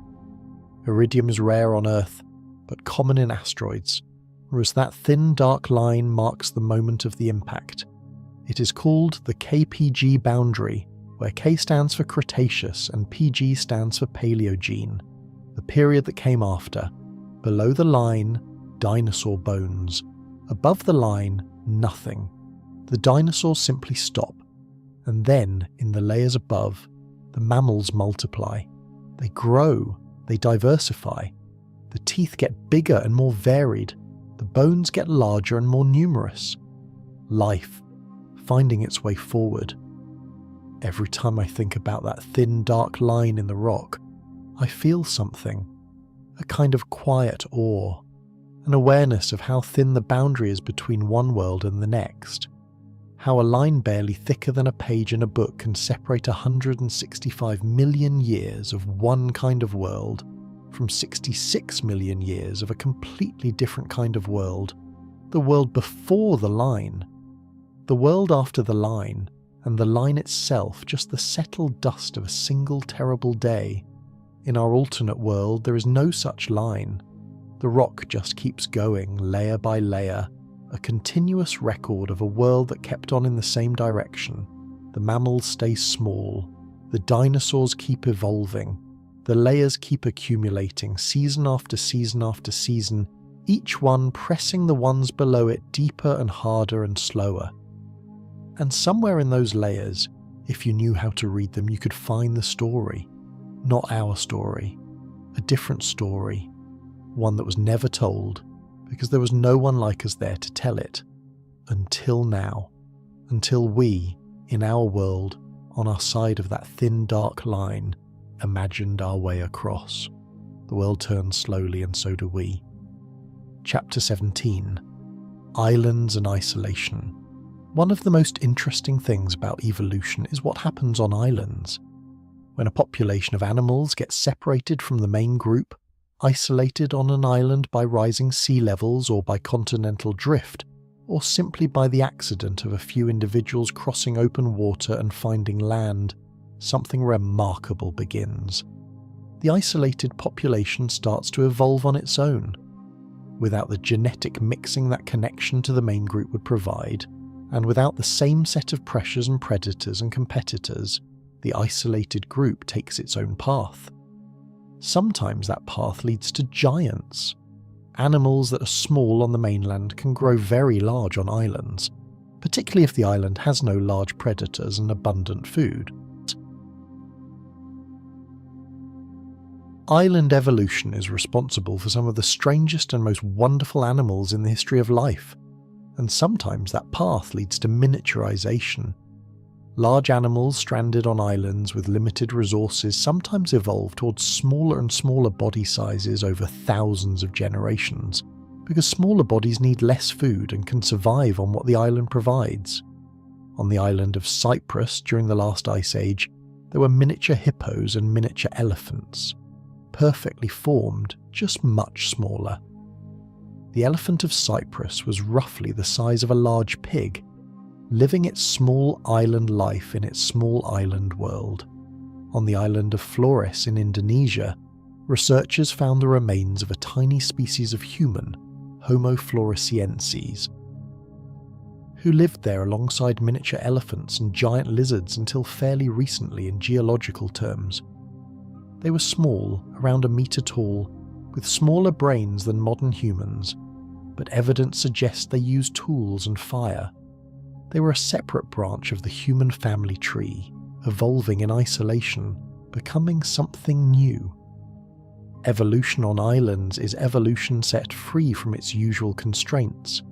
It is evolution given permission to try things it cannot try when the main group is always nearby, always mixing, always pulling toward the average. In our alternate world, the 66 million years of continued dinosaur evolution would have included an enormous number of island stories. Every island in every sea would have been a separate experiment. Some would have produced giants. Some would have produced miniatures. Some would have produced things so strange that even a very experienced dinosaur, if such a thing existed, might have stopped and stared at them in something like disbelief. The world would have been full of experiments, full of branches and variations and unexpected forms. That is what a long time does to life. It multiplies possibility. It turns one thing into 1,000 things. It takes a single ancestral form and fans it out into every available shape that physics and chemistry and ecology permit. And physics and chemistry and ecology permit a very great deal. There is no ceiling on the variety that life can produce, given enough time and enough separation, and enough of that patient, indifferent, endlessly creative process we call natural selection. Life finds shapes we could not have predicted. Life fills spaces we did not know existed. Life is, at its deepest level, a process of possibility becoming actual, of might be becoming is, and right now, in this moment, you are one of those possibilities, one of those actualities, the specific, unrepeatable result of billions of years of possibility narrowing and narrowing until it arrived at precisely you. How remarkable! For a moment, just breathe. Feel the extraordinariness of being specific, of being this particular arrangement and no other. Of all the possible paths that life could have taken on this planet over 4 billion years, and how every single one of them, every choice and every accident and every extinction and every new beginning led in a long and winding and completely improbable chain to this moment, to you in the dark, listening. Chapter 18. What trees remember. Let us talk about trees for a moment, because trees are one of the places where our world and the alternate world most clearly connect. Trees were here before the dinosaurs. The first forests appeared during the Devonian period, roughly 350 million years ago, long before any dinosaur walked the earth. Trees watched the dinosaurs rise and fall and, in our world, watched the mammals take over. They have been here through all of it, patient and deep-rooted and slow in ways that even deep time can barely measure. Some individual trees alive today were saplings when human civilization began. A bristlecone pine in California, known as Methuselah, is nearly 5,000 years old. It was already old when the pyramids were being built. It was already old when the first written languages were being developed. It has been growing, slowly, adding one thin ring to its trunk for every year of those 5,000 years, through ice and heat and drought and abundance, through the entire span of recorded human history. And it is a young tree in the context of what we're talking about tonight. 5,000 years is nothing compared to the time we've been exploring. A blink, a single frame in the long, slow film of Earth's history. But the thing about trees, the thing that connects them to this story, is that they live at a different pace than we do. Not the slow pace of geology or the deep pace of evolution, but a pace we can almost sense, almost feel if we stand very still next to one and pay attention. A tree does not hurry. It cannot. It is rooted, while it grows upward and outward at its own rate, its own season. It does not respond to urgency. It responds to light and water and temperature and the slow chemical conversations it has with the soil and with other trees through the network of fungi that connects forest trees underground in ways we're only now beginning to understand. Scientists call that network the Wood Wide Web, which is a charming name for something genuinely astonishing. Trees in a forest are not individuals in the way we typically think of individuals. They are connected. They share nutrients through the fungal network. Large, old trees, sometimes called mother trees, have been shown to direct sugars towards smaller, younger trees that are struggling in deep shade. They seem to recognize their own offspring and preferentially support them. The forest is, in some sense, a single organism, or something between a single organism and a community, something for which we do not quite have the right word, because our language was built by a species that thinks mostly in terms of individual bodies with clear boundaries, and the forest does not work that way. In the alternate world, the forest would be older, not just the individual trees, though some trees might have had 66 million more years of evolutionary development behind them. But the forests as communities, as those slow, deep, interconnected webs of life, would be older too, deeper established, more intricately connected. The fungal networks would have had 66 million more years to grow and deepen and become whatever it is they are becoming in their own patient underground way. What would a forest 66 million years deeper than ours feel like to stand in? Quieter, maybe. Even quieter. The way very old places sometimes feel quieter than new ones. Not because they make less sound, but because they have been absorbing sound for so long that the silence itself has a different quality. A presence.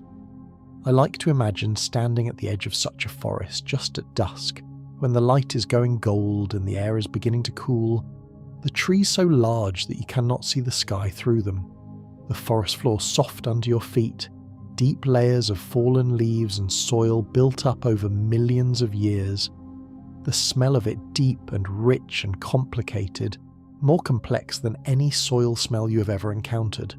Because this soil holds the chemistry of millions of years of life and death and decay and renewal. And somewhere in the deep green shadow of the trees something moves.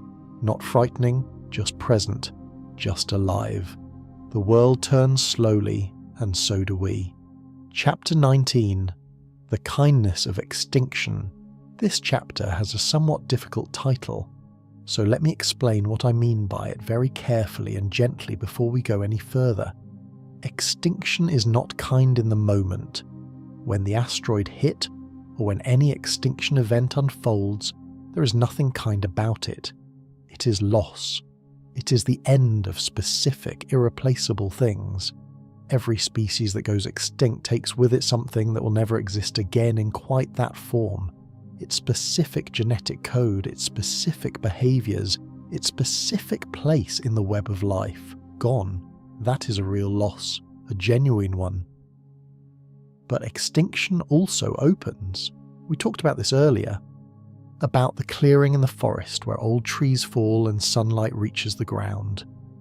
But I want to go deeper into it, because there is something here that connects to rest and to letting go in a way that I think is worth sitting with on a night like this. The history of life on Earth has included several mass extinction events, not just the one that ended the dinosaurs. There was one roughly 250 million years ago, at the end of the Permian period, that killed approximately 96% of all marine species and 70% of land species. It is sometimes called the Great Dying. It was the worst catastrophe life on Earth has ever experienced, and from it, eventually the dinosaurs arose. The very creatures we have been talking about all night emerged from the aftermath of a near-total annihilation. They were the life that filled the clearing. They were the burst of new possibility that came when the old order was swept away. And when they in turn were swept away, we came. And countless other things came too. Whales and bats and elephants and orchids and the enormous, intricately strange variety of life that currently shares this planet with us. Ending is a part of the pattern, not a flaw in it. A part of it. This is not something that should make us cavalier about the loss of species, or about the mass extinction that is happening right now as a result of human activity. That loss is real, and it matters enormously. The lesson is not that extinction does not matter. The lesson is quieter than that. It is something more personal. The lesson is that ending makes space. That the willingness to let one thing finish is what allows the next thing to begin. That the great turning of life on Earth has always moved through loss and renewal in a rhythm as old as the planet itself. And maybe, on a much smaller and more personal scale, There is something in that rhythm for us. The way the end of a day makes space for a night of rest. The way sleep itself is a small letting go, a nightly practice of releasing the day, releasing the grip on consciousness, releasing the held breath of being awake and in the world. Every night you practice a small kind of ending, and every morning you begin again. The dinosaurs never had that choice. Their ending was not chosen, but ours are these small nightly endings that we call sleep, and they are a gift, a chance to let the day become past. Yeah, to let the concerns of the waking world drift into the background, to let the body and mind do their quiet work of restoration. So let tonight's small ending happen as fully as it wants to. Let the day go, let the thinking go, let the effort of being awake and aware and responsive go, just for now, just for these quiet hours. The world will be there in the morning. It has always been there in the morning. It will be there again. For a moment, just breathe. And if this is the moment when sleep finally takes you, that is exactly right. The world turns slowly, and so do we. Sleep reset. We are drawing toward the end of the third part of our story now, and if you've been here through all of it, you've travelled an extraordinary distance tonight, through forests of ancient trees and the patient underground conversations of fungi, through the deep rock layers where thin lines mark the end of one world and the beginning of another, through the quiet, difficult beauty of the idea that endings make space, through the sound of low calls moving through a Cretaceous morning, through the image of a great creature drinking from a slow river, through the spiral of an ammonite drifting in old, clear water. These images belong to you now. You can carry them wherever you go, into sleep, into tomorrow, into whatever the next days hold. And the thoughts we have turned over together about time and smallness and the extraordinary improbability of existence, about the pace of ancient life and the patience of stones, about the way endings make space for beginnings, those are yours too. In part 4 we will begin to slow down, less new information, more reflection. We will turn the things we have learned gently over in our hands, the way you turn a smooth stone over in your palm on a quiet afternoon, feeling its weight and its temperature and its particular perfect shape. We will think about what all of this means, if anything, for how we move through our own brief, brilliant, improbable lives. But that is for when you are ready. For now, let the story go still. Let the images settle, like sediment drifting down through clear water, slowly, without urgency, finding their rest at the bottom of things. You are safe. You are warm. You have done something beautiful tonight, just by lying here and listening and letting yourself wonder. The ancient world was full of creatures that never knew we would come along and think about them, never knew that millions of years later, some strange warm-blooded primate would lie in the dark and tell stories about them, and feel something tender and curious and wide-eyed in doing so. They lived their lives completely, without knowing they would be remembered, and you are living yours completely too, right now, in this dark room, in this quiet moment, in this one specific and unrepeatable version of the world. That is everything. We have covered a great distance together, ancient forests and spiral shells, the thin, dark line in the rock that divides one world from another, the sound of low calls moving through a Cretaceous morning, the idea that endings make space, that the great rhythm of life on Earth has always moved through loss and renewal, and that our own small nightly letting go is part of that same ancient pattern. Now we slow down a little more.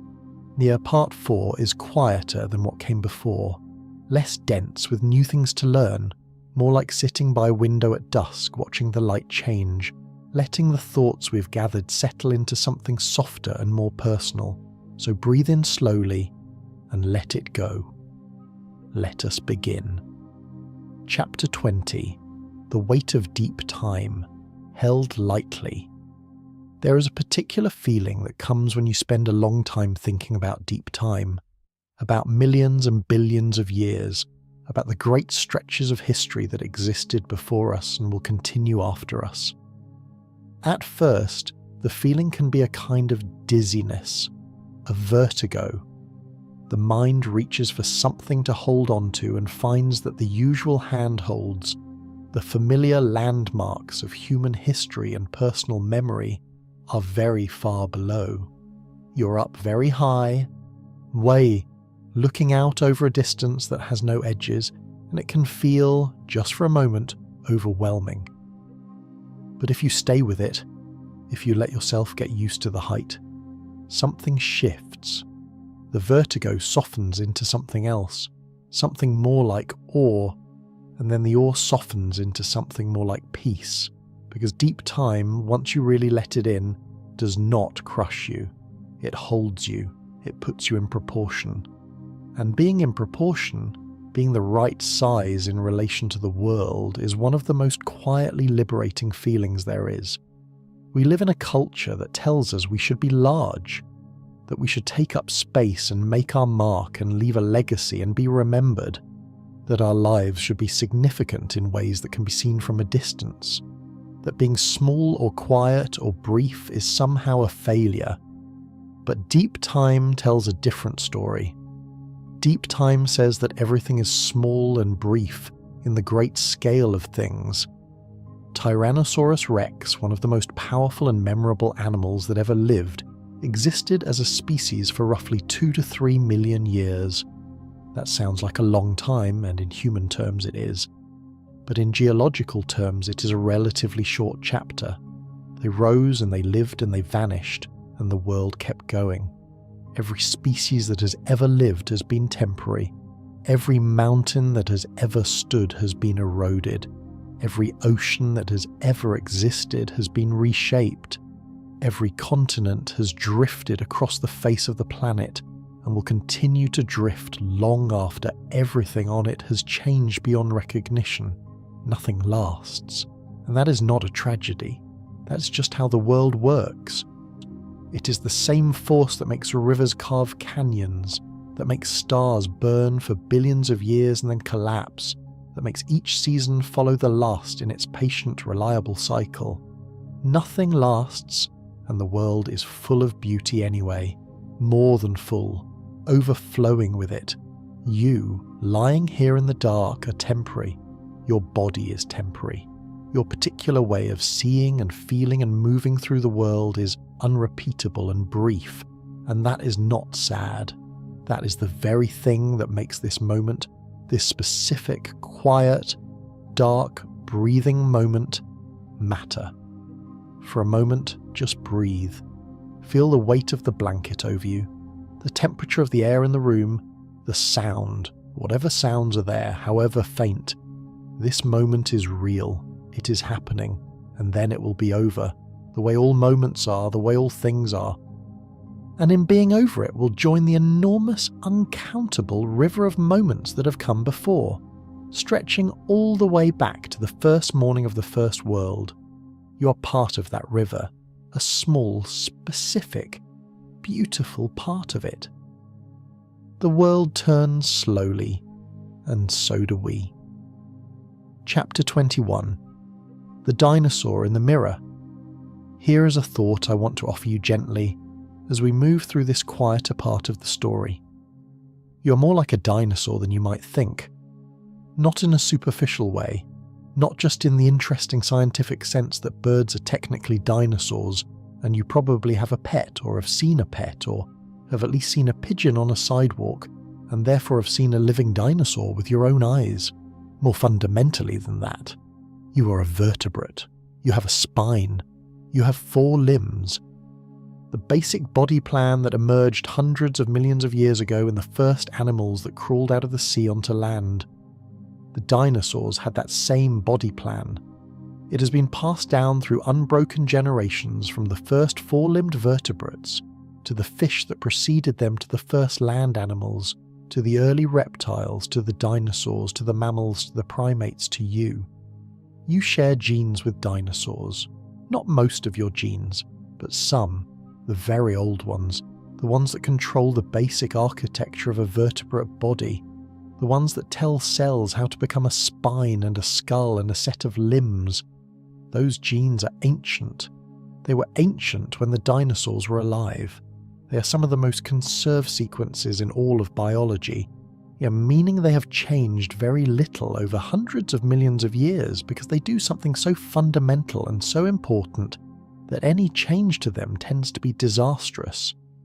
When an embryonic chicken, which is a dinosaur, develops its wings, the same genes are at work that would be at work in a developing human hand.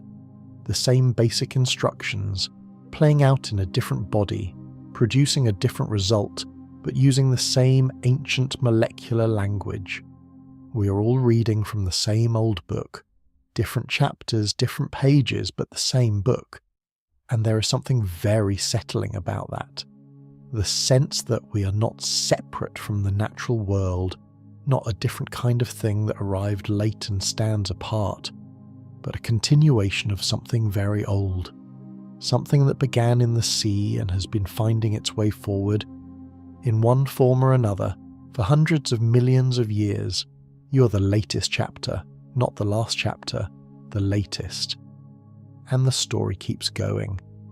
In our real world, the next chapter will be written by our descendants, biological or technological, or some combination we cannot currently imagine, and by the other creatures that share the planet with us, and by the slow forces of geology and climate, and the long patience of evolutionary time.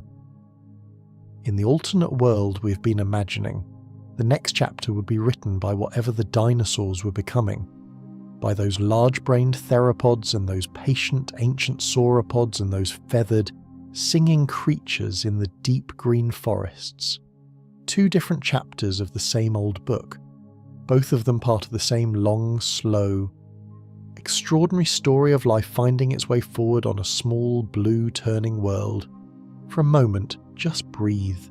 Feel the ancientness of your own body, the way it knows how to do 1,000 things without being taught, how to breathe and blink and balance and heal and sleep.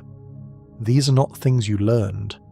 They are things that have been refined over hundreds of millions of years of evolutionary time, passed down through an unbroken chain of living bodies all the way to yours. Your body is very old, even if you are not. And right now it knows exactly what it is doing. It is getting ready for sleep. It is doing what living bodies have been doing every single night since the first animals complex enough to sleep began to do so, hundreds of millions of years ago. You are in good company. The world turns slowly, and so do we. Chapter 22. Imagining the Last Sunset. Let us do something a little different in this chapter. Let us imagine a specific moment, not a grand or dramatic moment, a quiet one, a sunset. In our alternate world, very close to the present day, or what would be the present day if this world existed, 66 million years of continued dinosaur evolution behind us. The landscape shaped by all that time into something we would not recognize. Different mountains in different places, different coastlines, different forests of different trees, but the same sun. Always the same sun. It is evening. The light is doing what evening light always does, going warm and low and gold, making everything it touches look a little more beautiful than it does at noon. The sky in the west is a deep, rich orange at the horizon, and fading up through pink and violet into the first deep blue of the coming night. And somewhere in this world, some creature is watching it. Maybe it's one of the intelligent descendants of the theropods we imagined earlier. Maybe it has found a high place to rest for the night, a rocky outcrop above the forest canopy. It sits there in the cooling air, looking west, watching the colour change. Does it experience something like what we call beauty? Does the quality of that light reach it in some way that we would recognise as aesthetic pleasure? We cannot know. We do not know exactly what beauty is or why we feel it, let alone whether other species feel something analogous. But we know that the capacity to attend to certain things, to be drawn to certain patterns of light and sound and texture, seems to have evolutionary roots. The sunset attention of our minds might come from ancient ancestors for whom watching the horizon at dusk was useful, for whom noticing the quality of light was information. If that is true for us, it might have been true in some form for something else, something very different, sitting on a rock in a world we never lived in. Maybe it watches the last sliver of sun sink below the edge of the world. Maybe it makes a small sound, not language exactly, but something. Maybe it sits for a moment in the afterlight, in that brief luminous period when the sun is gone but the sky is still full of colour, that moment that photographers call the golden hour and that many people find instinctively peaceful. And then the stars come out, the same stars, always the same stars, and the creature in our imagined world looks up at them, or does not. Because perhaps it does not feel what we feel when we look up at stars. Perhaps it's simply watching for predators, or feeling the temperature of the air, or listening to the sounds of the forest below.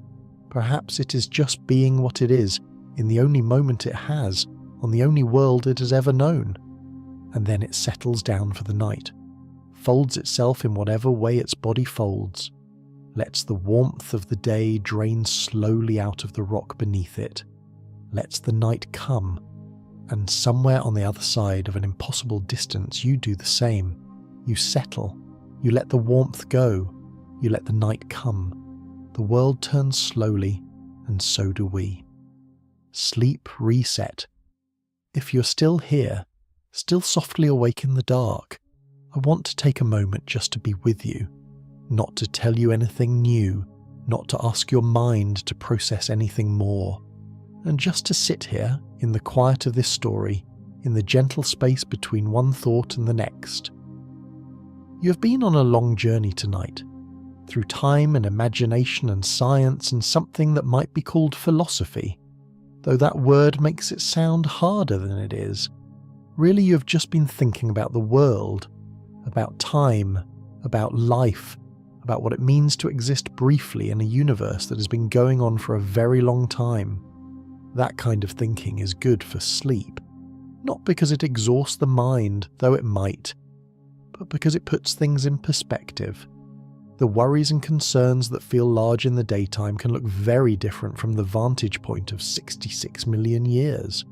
They are still real, they still matter, but they are small in the right way, they are proportionate. You are a small creature on a large ancient planet, and tonight, your one job is to rest. Notice the heaviness in your body, the way your limbs feel now compared to how they felt at the beginning of the night. The way your thoughts have become less sharp, less demanding, more like suggestions than commands. That is your body telling you it is ready. Listen to it. If you drift here, in this pause, that is more than okay. That is exactly right. Chapter 23. What we owe the past. This chapter is a soft one, a reflective one that does not ask very much of you at all. I want to think briefly about what it means to remember things that happened before we were born.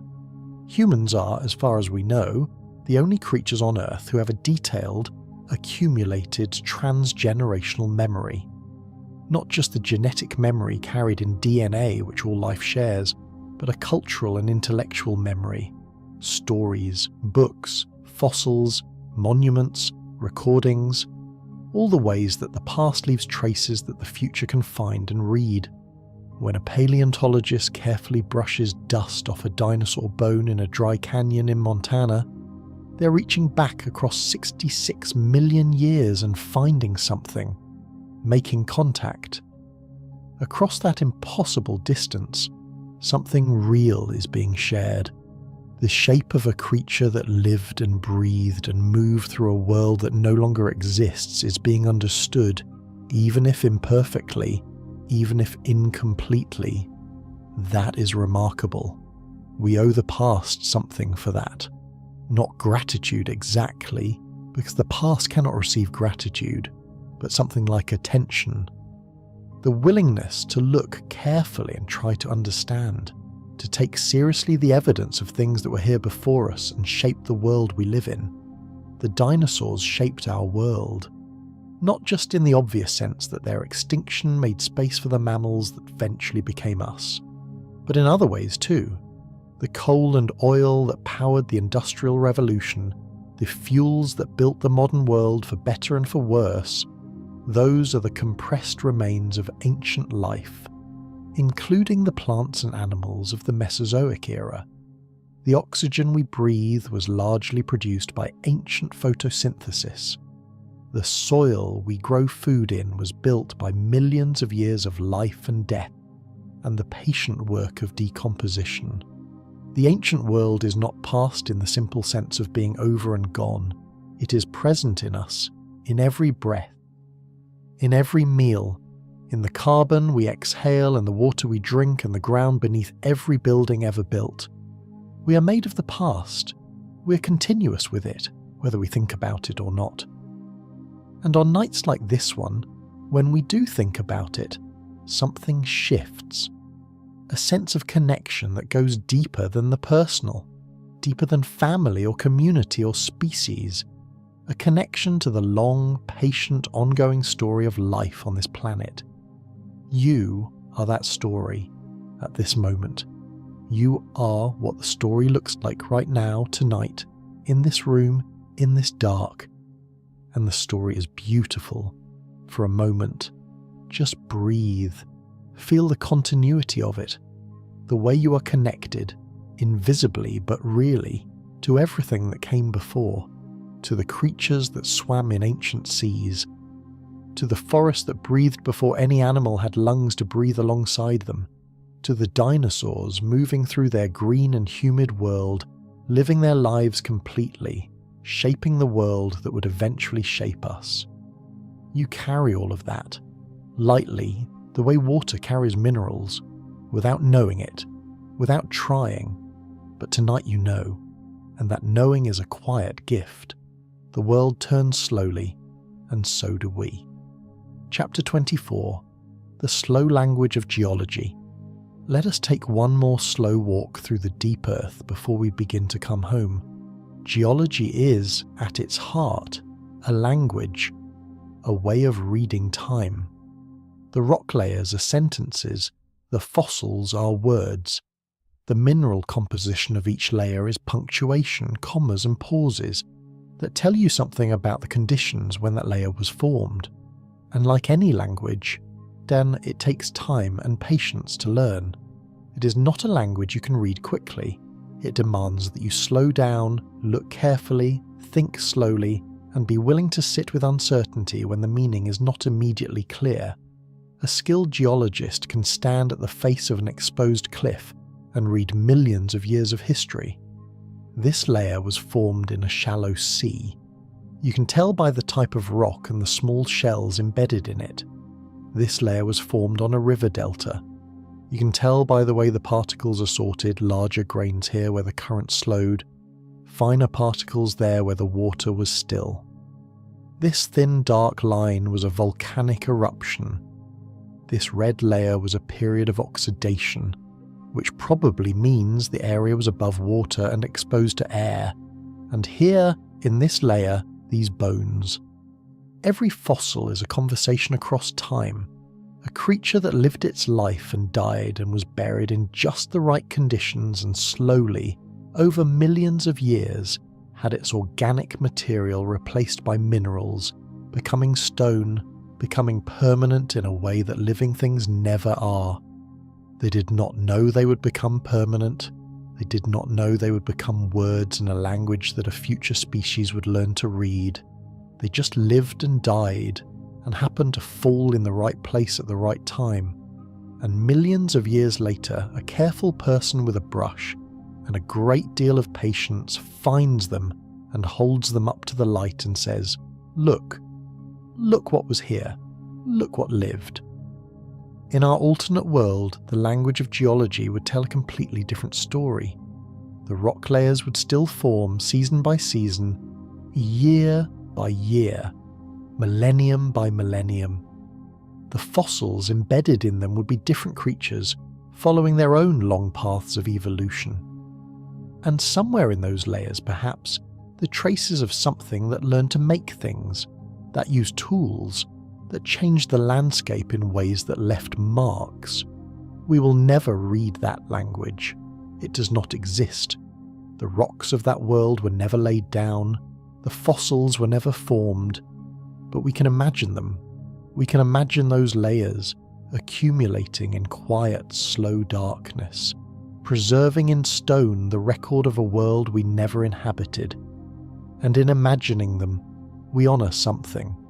Not just the dinosaurs, though them too, but the whole extraordinary process of life finding its way forward in whatever direction it takes through whatever world it is given. That process is still happening, right now. In the world outside your window, whatever world that is, whatever season it is, whatever weather is moving through it. Life is finding its way forward. Evolution is happening, too slowly for any individual to see, but happening nonetheless, in every breeding population of every species every single day. The story is not over, not even close. It is just your chapter tonight that is ending, coming to its natural close the way chapters do, not with drama but with the quiet satisfaction of a thing that was fully what it was. Let your chapter close gently tonight. Let the day's version of you rest. The world turns slowly, and so do we. Chapter 25. Coming Home Through Deep Time. We're near the end of part 4 now, and I want to use this last chapter to begin the long, slow turn toward home. Not a sharp turn, and not a sudden arrival. Just a gradual reorientation, the way a ship far out at sea slowly turns toward the harbour, so slowly you might not notice the direction changing until you realise that the lights of home are getting closer instead of farther. We've been very far out tonight. We have been 66 million years away, in a world that never existed, thinking about creatures that evolved for 165 million years, and then, in our world, were gone. We have thought about mines and feathers and spiralling shells and the thin dark line in the rock. We have thought about deep time and our own smallness within it. We have thought about what it means to exist briefly and beautifully in a universe that is very old and very large. And now we begin, slowly, to come back. Not back to the concerns of the day. Those can wait until morning. But back to the immediate, back to the room, back to the body, back to the breath. Notice your breath right now, not to change it, just to notice it. In and out, in and out. How many breaths have you taken tonight since you first started listening? Hundreds, probably. Each one a small miracle of chemistry and mechanics. Your diaphragm contracting and releasing, air moving into your lungs and oxygen passing through the thin walls of alveoli into your blood and carbon dioxide passing back out. You've been doing that your entire life, every moment, awake and asleep, through every joy and every difficulty, through every night you've ever had. This quiet, reliable, automatic process that keeps you alive without ever asking anything of your conscious mind. What a thing to be. A creature that breathes without trying, that heals without thinking about it, that dreams without planning to. What a thing to be alive. In the alternate world, some creature was also breathing tonight, or would have been if that world existed. Something with a different kind of lung, perhaps, or the same kind, because lungs are another of those ancient designs that have persisted with relatively little change because they work so well. Something drawing air in and letting it out in a dark that was different from ours but equally dark. Two creatures breathing in two different worlds, separated by an impossible distance, and here, impossibly, you're aware of both. You're the creature that can imagine the other, the creature that can reach across the dark of deep time and wonder about what was or what might have been. That is what consciousness is, at its most beautiful. The ability to be here and also somewhere else, to be now and also then, to be you and also in imagination something completely different. It is a remarkable gift, and tonight you have used it well. Rest now. Let the imagining settle. Let the images from this long night's journey drift slowly to the edges of your awareness, the way stars fade at the edges of a dream. The forests of the alternate world are still there, in whatever way imagined things are there. The sauropods are still moving through the early morning mist at the edge of the river. The ammonites are still spiraling in the cold blue deep. The feathered creatures are still calling to each other across the green dark of the forest. And you are here, in your room, in the dark, breathing slowly. Both things are true. Both things are real in their own ways, and both of them are beautiful. The world turns slowly, and so do we. Tonight we've been living inside a question, a beautiful, impossible, endlessly generous question. What if the dinosaurs never went extinct? We have walked through forests that exist only in imagination. We have watched creatures evolve across millions of years that were never actually lived. We have wondered about minds that were never formed, about intelligence that was never born, about sunsets watched by eyes that never opened. And now, gently, it is time to let the question rest. Not to answer it. It cannot be answered. It is one of those questions that lives in the space between what we know and what we can only imagine, and that space is not a problem to be solved. It is a place to visit, a place to breathe in, a place to be reminded of how large the world is, and how many versions of it could have existed, and how extraordinary it is that any version of it exists at all. The morning that the asteroid missed in our imagined world was just a morning. The sun came up the same way it always did. The creatures stirred and moved and began their day without knowing that anything unusual had happened, without knowing that somewhere in the dark of space a mountain of rock had drifted past, without knowing that they had been given, by pure and indifferent chance, another 66 million years. They did not celebrate, they did not mourn, they just lived. And there is something very pure about that, something that the best kind of rest resembles. The body, when it sleeps well, does not celebrate or mourn either. It just does what it does, quietly, completely, without needing to understand why or to remember afterward. The best sleep is like that morning, unaware of how close the alternative was, unaware of its own goodness, just present, just happening. Let tonight's sleep be like that morning. Let it come without drama, without announcement. Just a quiet shift, like the sun coming up on a world that does not know how lucky it is to still be here. For a moment, just breathe. The world turns slowly, and so do we. Chapter 27. The Things That Stayed. Let us think one last time about what connects us to the ancient world. Not what separated our world from the alternate one, but what stayed the same across all possible versions of Earth. The sun stayed, rising every morning, setting every evening, warming the surface of the planet and driving the great engine of weather and seasons and life. In any version of Earth, the sun would have been there, reliable, patient, utterly indifferent to which creatures happened to be standing in its light. The moon stayed, pulling the tides in and out with its quiet gravitational insistence, making the nights brighter in certain weeks and darker in others. This same moon that lights your window tonight, if your curtains are open, would have lit the eyes of whatever looked up at it in any version of this world. Water stayed, moving through its great cycle, evaporating from the ocean, condensing into clouds, falling as rain, running into rivers, finding its way back to the sea. Water has been doing that on this planet for over 4 billion years. It has never stopped. It moved through dinosaur bodies, and it moves through yours. It fell on Cretaceous forests, and it falls on whatever is outside your window tonight.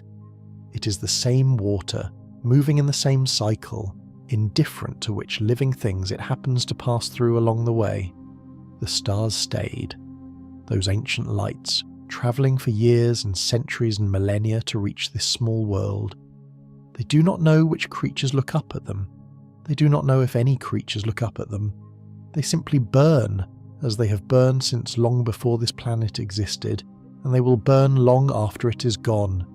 And gravity stayed, that most patient and fundamental of forces, holding everything together, keeping the atmosphere wrapped around the planet, keeping the planet circling the sun, keeping the moon circling the planet, keeping you, right now, gently pressed into wherever you're lying, exactly heavy enough to feel real, to feel present, to feel here. Gravity is perhaps the most constant thing in the universe.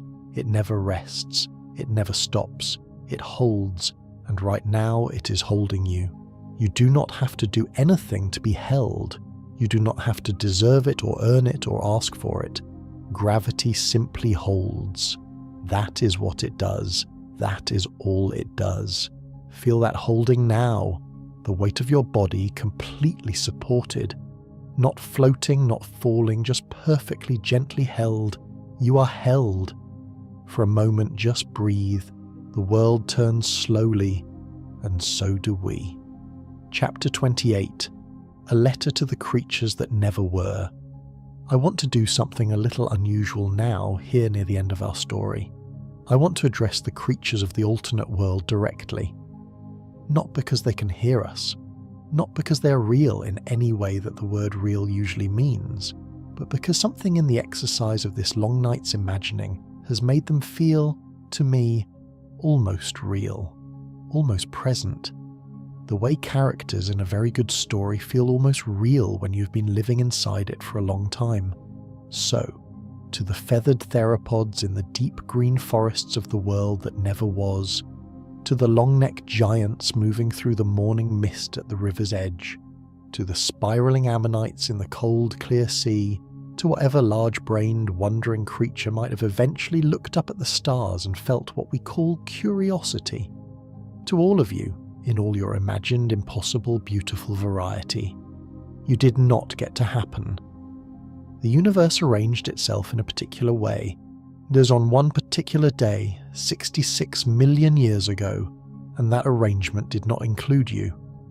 A rock came out of the dark and changed everything, and the path that might have led to you was closed, quietly, completely, without ceremony.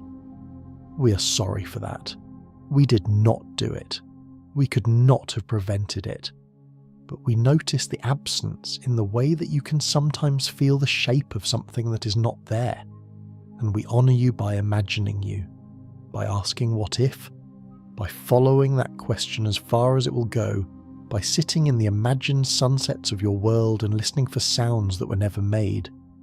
That is the only gift we have to offer. The gift of being thought about, of being wondered about, of being, in the minds of creatures who came after, almost real. Maybe that is not nothing. Maybe being wondered about, even across an impossible distance, even by creatures who came from a completely different branch of time, maybe that is a kind of existence. A quiet, secondary, borrowed kind, but real in its own way. You were imagined tonight, with care and with affection, by someone lying in the dark on the other side of 66 million years of different history. You were here in that way.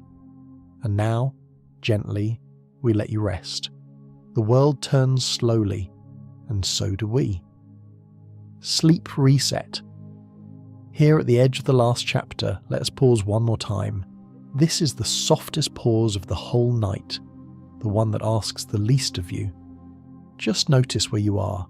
The room, the dark, the weight of your body, the sound of your own breathing, slow and steady and completely your own. You've been on a remarkable journey tonight, and now the journey is becoming sleep, if it has not already. The images are softening, the thoughts are losing their edges, the story is becoming less like words and more like a feeling, a sense of green and ancient and slow, a sense of something vast and patient and kind. That is exactly right. Let the words go. Keep the feeling, or let that go too if it wants to. Let everything drift to wherever drifting things go in sleep. You have done beautifully. You came here in the dark and you wondered about ancient worlds and you let your mind travel somewhere very far away. That is a generous thing to do with your night, a quietly courageous thing in its own small way. To let your mind stretch toward what is large and old and strange rather than contracting around the small worries of the day. You chose wonder tonight, over worry, or over scrolling, over the restless searching feeling that nighttime can bring. You chose this, and it was a good choice. Now, let sleep choose you. Chapter 29. The world outside your window. Whatever is outside your window right now at this hour of the night is also ancient. Maybe there are trees whose ancestors have been on this planet for 350 million years, who stood in some form when the dinosaurs were alive, who watched the extinction and bent in the cold dark that followed and kept growing anyway, because that is what trees do. Maybe there is a street, and underneath the street, the soil. And in the soil, the compressed and altered remains of millions of years of living things, the organic matter that built up layer by layer over geological time and now feeds the roots of the trees that grow through the cracks in the pavement. Maybe there is the same sky that has been over this planet for 4.5 billion years, though its composition has changed many times. Once it had almost no oxygen. Then the cyanobacteria came, the first photosynthesizers, and over hundreds of millions of years they filled the atmosphere with the oxygen that all complex life would eventually need. The sky we breathe was made by ancient microbes. It is a gift from organisms so small you cannot see them, given to us across billions of years. Maybe there is rain, water that has been in the ocean and in the clouds and in rivers and in the bodies of living things for billions of years. A water that may have been in a dinosaur once, water that may have fallen on that alternate world we imagine tonight in a version of time that never happened. Whatever is outside your window, it is ancient. It is connected to everything we have been talking about tonight. It is part of the same long, slow, extraordinary story. And you are inside, breathing the ancient air, resting on the ancient ground, held by ancient gravity, beneath the ancient sky. There is nowhere more connected to the deep history of this planet than exactly where you are right now. You do not have to go anywhere. You do not have to do anything. The ancient world is all around you, right here, right now. In every atom of the air you breathe and the ground beneath your building and the water in your cells, you're already home. You've always been home. For a moment, just breathe, feel it, that belonging, that quiet, unearned, completely reliable belonging to a world that is very old and very large and very full of things you will never fully understand and does not ask you to understand them, just to be here. Just to breathe. The world turns slowly and so do we. Chapter 30. The last soft thought. We are very close to the end now, not the end of anything important, not the end of the world or the story or the wondering, just the end of tonight's particular journey. This specific, gentle wandering through deep time that brought us from 66 million years ago all the way back here. To this room, to this breath, to this moment. I want to leave you with one last soft thought. Not a big one, not a complex one, just a small, quiet thing to carry with you into sleep. The universe has been going on for 13.8 billion years. In all that time, across all that space, in all the possible arrangements of matter and energy that have existed and will exist, the particular arrangement that is you has appeared exactly once. Not almost you, not something like you. This specific pattern of atoms and memories and ways of seeing and ways of feeling. This particular voice in your head that you call yourself, that has been with you since you were old enough to be aware of it, and will be with you until the end. You are a first and only occurrence in the entire history of the universe. And tonight, this first and only occurrence chose to lie down in the dark and listen to a story about ancient worlds. About creatures that lived and died and left their bones in the rock for us to find millions of years later. About a question, beautiful and unanswerable, about what might have been if one small thing had been different. You did that.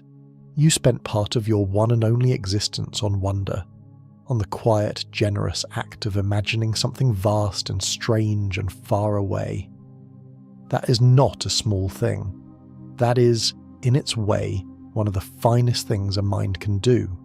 So thank you for being here, for staying, for wondering. Now rest. Chapter 31. Waves, becoming softer. The ocean does not stop all at once. When the wind dies and the sea begins to calm, it does not go from rough to still in a single moment. It calms gradually. The waves become slightly smaller, slightly farther apart.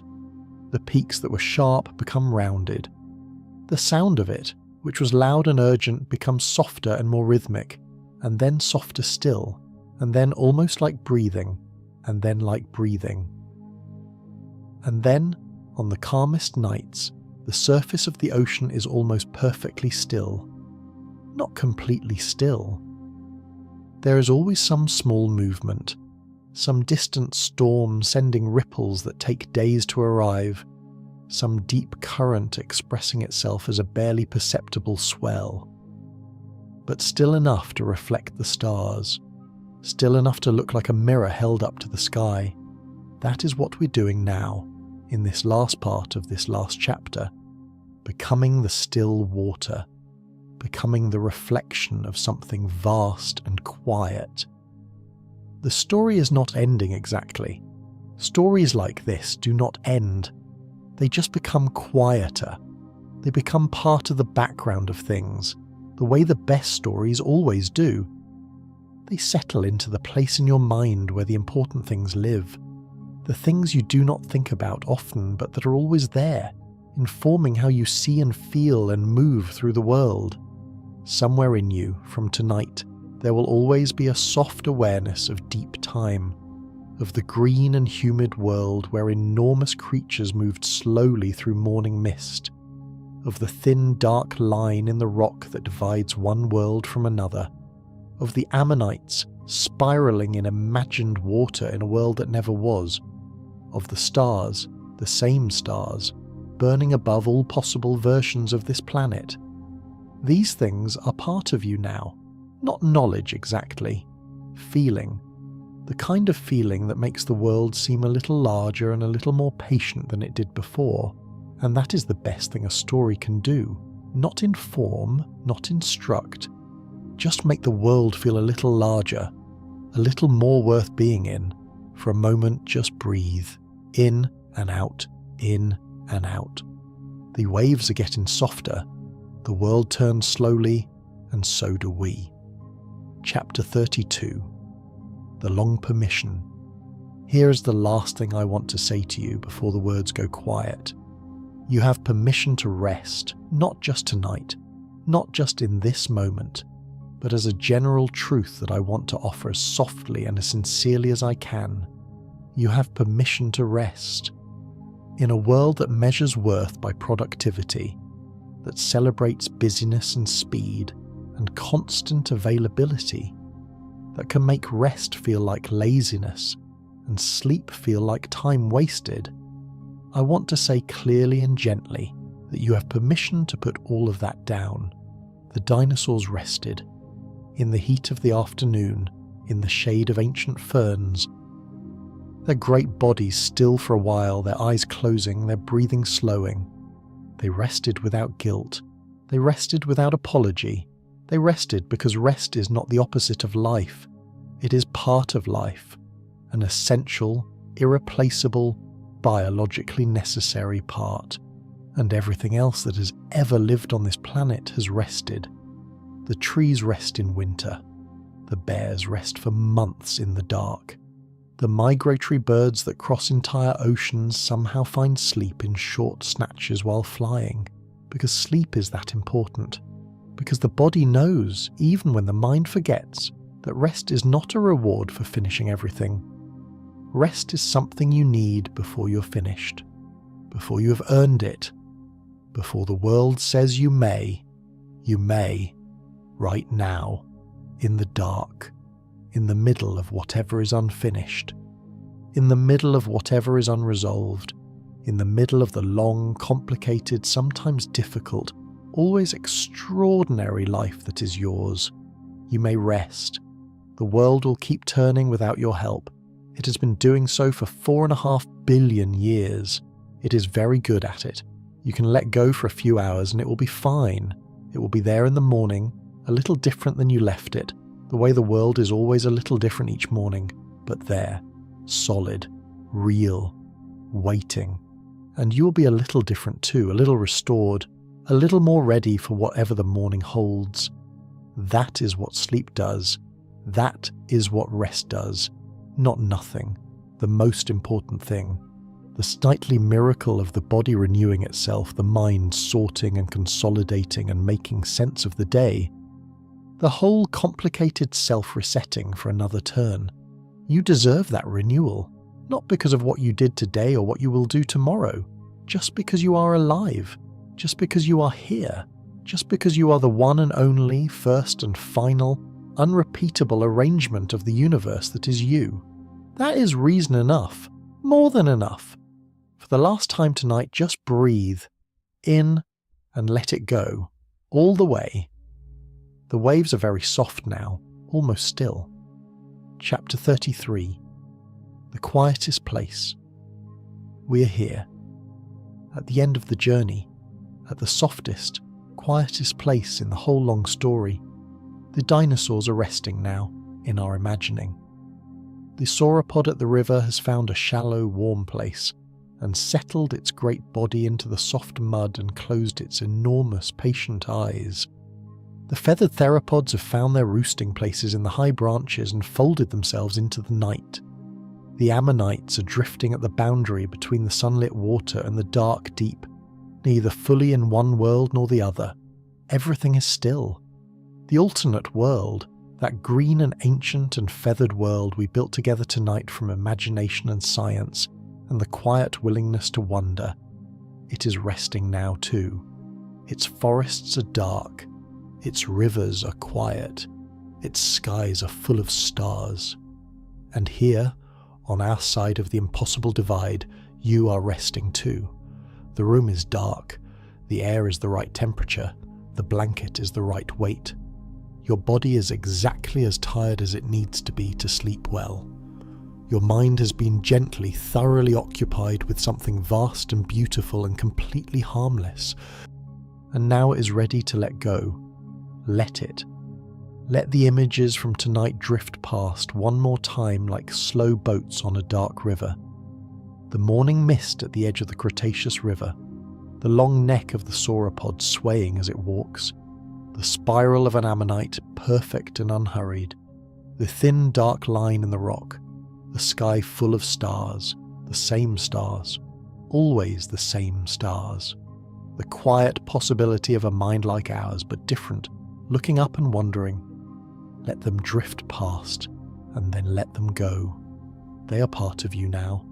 They will be there when you want them. In the back of some quiet room in your mind, they will be there. The green world, the feathered creatures, the deep, patient, ongoing story of life on this ancient planet. But right now, you do not need to hold them. Right now, you do not need to hold anything. Just breathe, in and out, in and out. The world turns slowly, and so do we, and slowly the turning becomes stillness. The stillness becomes dark. The dark becomes the softest place there is. You are safe. You are warm. You are held by gravity, by the ancient ground, by the 4.5 billion-year-old planet that has been carrying living things on its surface since before there were eyes to see it, or minds to know it. You are part of something very old and very large and very beautiful.